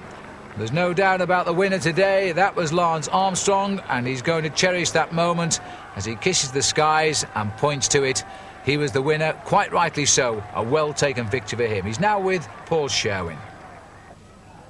Lance, at the finish line there, you looked up at the skies. What were you thinking about? Oh, well, there's no question what's been on our mind for the past 3 days, and I think it's been on everybody's mind. And not that we set out to win the bike race today. We only meant to be here and try to recover it. But certainly Fabio was motivating me today, and I thought of him every second. Once you jumped away with 18 miles to go, it was as if you were a man possessed, as if nobody was going to come back to you. Oh, I was possessed. Certainly. And you thought a lot about him over the last few kilometers? I mean, it was super, because all day the people on the side of the road never let me forget. Not that I was going to forget, but the people were very supportive, and there wasn't a minute that went by that I didn't hear poor Fabio. You know, you came to this Tour de France, you wanted two things before you went away. You wanted to finish to get to Paris, and you wanted to take a stage victory. You've almost succeeded in doing both. Well, we're almost finished, which is nice, and certainly I wanted to win the stage. I was close one day, but came up short, and then we had the tragedy, and I didn't think that it was going to happen because I was too devastated. Everybody was devastated, and my mind was in another place. It all came together today. An understandably emotional Lance Armstrong after winning this stage of the Tour de France. The Motorola team, by the way, all agreed after the accident to Casartelli to donate all of their prize money won in this year's Tour de France. The organisation has also donated a large slice of prize money too. This is the overall classification today. Miguel Indurain has a very nice buffer ahead of Alex Zülle of just over 2.5 minutes. But the race for third place, well, it's close. Bjarne Riis is trying now for the best ever finish by a Danish rider, and Laurent Jalabert too would like a place on the podium in Paris. If we're looking for an outsider to win today in the time trial, why not Tony Rominger, who started this race overall as a pre-race favourite with Miguel Indurain, but since then he has disappointed. Rominger could ride well today, and a good ride by him could bring him up to 6th place overall in Paris tomorrow. So the final phase is about to begin. The pack will make its final shuffle. The time trial is called the Race of Truth. It's also called the Race of Pain. Indeed it is, 46.5 kilometres of pain around Lac de Vassivière, and this was the lake, of course, where Greg LeMond won his first stage of a Tour de France. This is Tony Rominger. Despite a bike change for a flat tyre, he has been setting the best time at all of the points since the 22-kilometre marker. Now he's aiming at the time, surprisingly so. A great time trial done so far by Alvaro Mejia, the Colombia member of Team Motorola. But Rominger is going to beat this. And I wonder just what sort of time he would have done without that flat tyre. Rominger is still going to be well inside the hour, and he's going to be on top by 2 minutes and 2 seconds. Well, this is a man who is still looking for a top 3 finish on the podium in Paris. Laurent Jalabert makes his start. And the man he's trying to deprive of third place is Bjarne Riis. Remember his great time trial? It seems an awful long time ago now, a couple of weeks ago in Belgium, when he almost turned the tables on Miguel Indurain.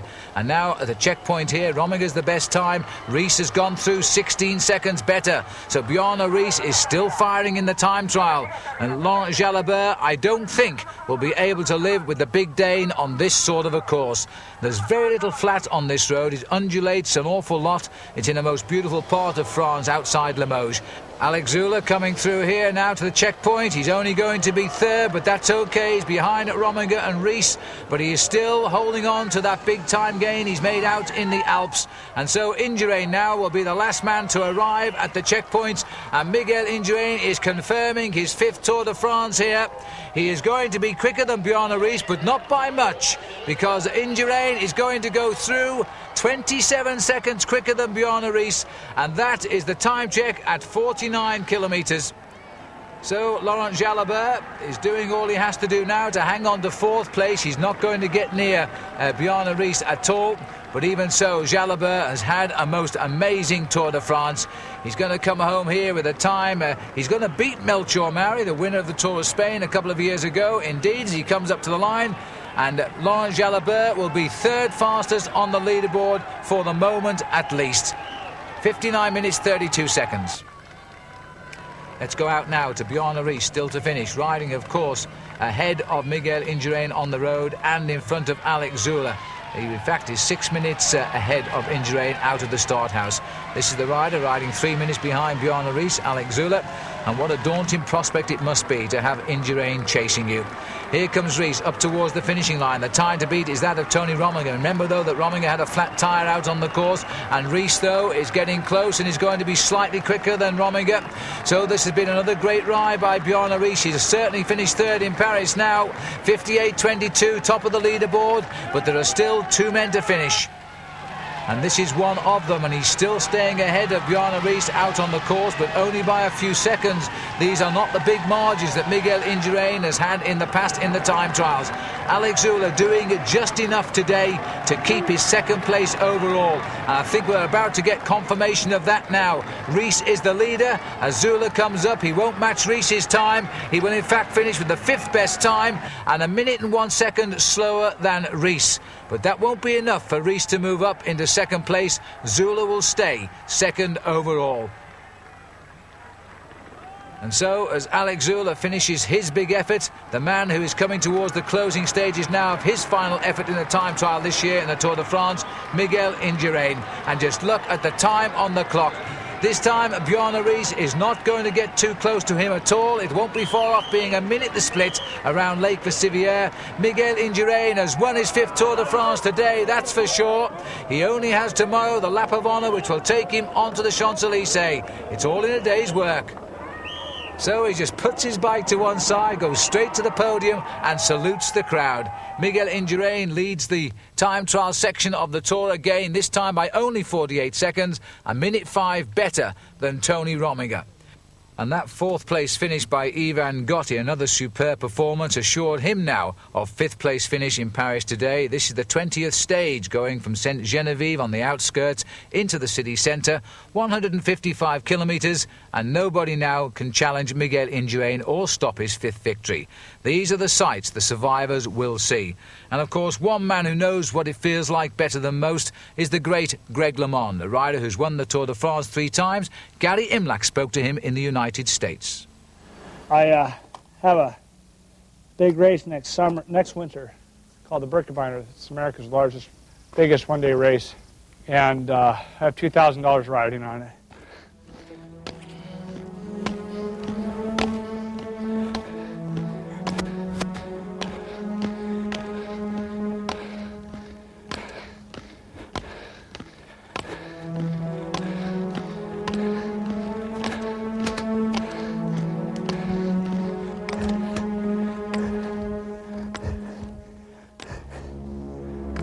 I at least found a reason that wasn't in my head. I mean, for several years now, I just started thinking, man, maybe your body does go down that fast. But no, nowhere in the history of cycling has a guy with my talent gone down so fast.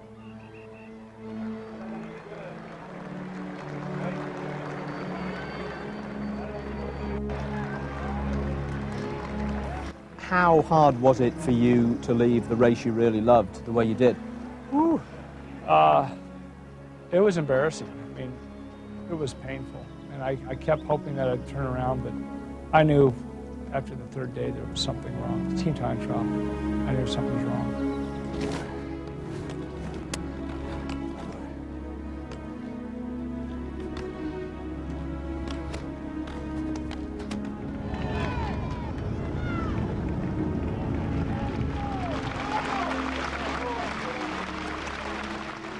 Without my hunting accident, 87, 88, I was just beginning. I mean, right now, if you look at cyclists, they're only reaching their peak at 28, 29. That's 25 when I went on my first tour. My best years would have been 26, 27, 28, 29.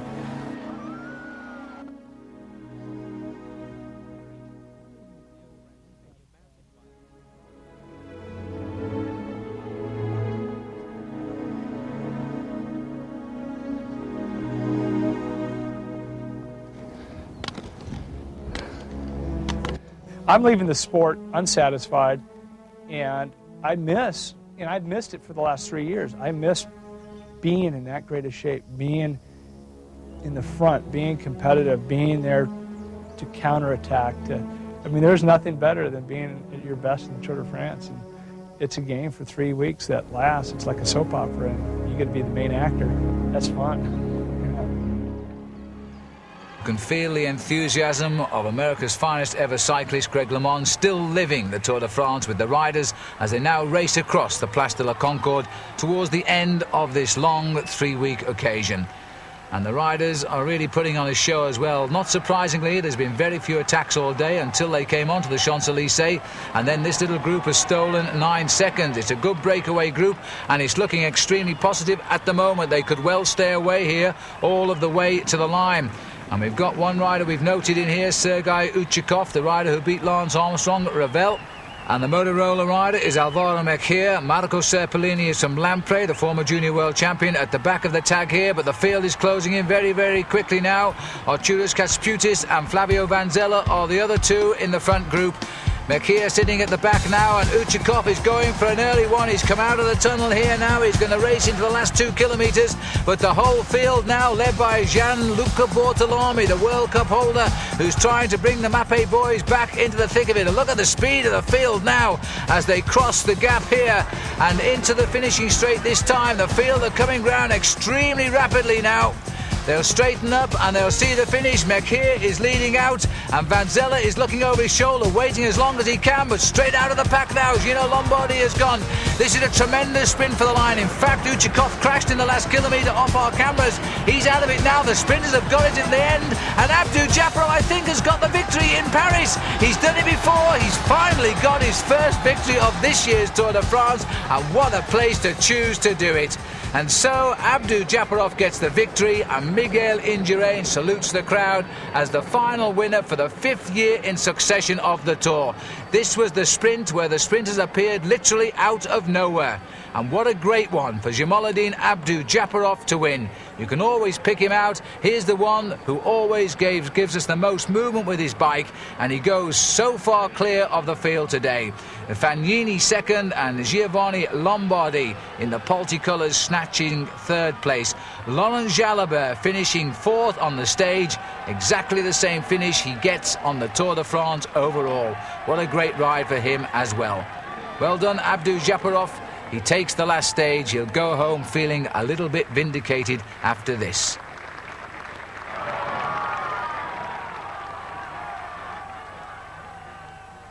And so the result of the final stage of this year's Tour, Abdou Japarov beating Fagnini, Lombardi, Jalabert, Max Chiandri and Eric Zabel taking 6th this time out. Well, no green jersey for Jamaleddine this year, but he's won it before. He'll have to be content, though, with a stage win in Paris on this occasion. The final overall positions of this year's Tour, Miguel Indurain, the first man ever to win 5 Tours in a straight line, a nap hand for him, beating Alex Zula in the end by 4 minutes and 35 seconds. They're the Indurain margins we've come to know over the years. And a fine ride, too, by the Danish rider Bjarne Riis.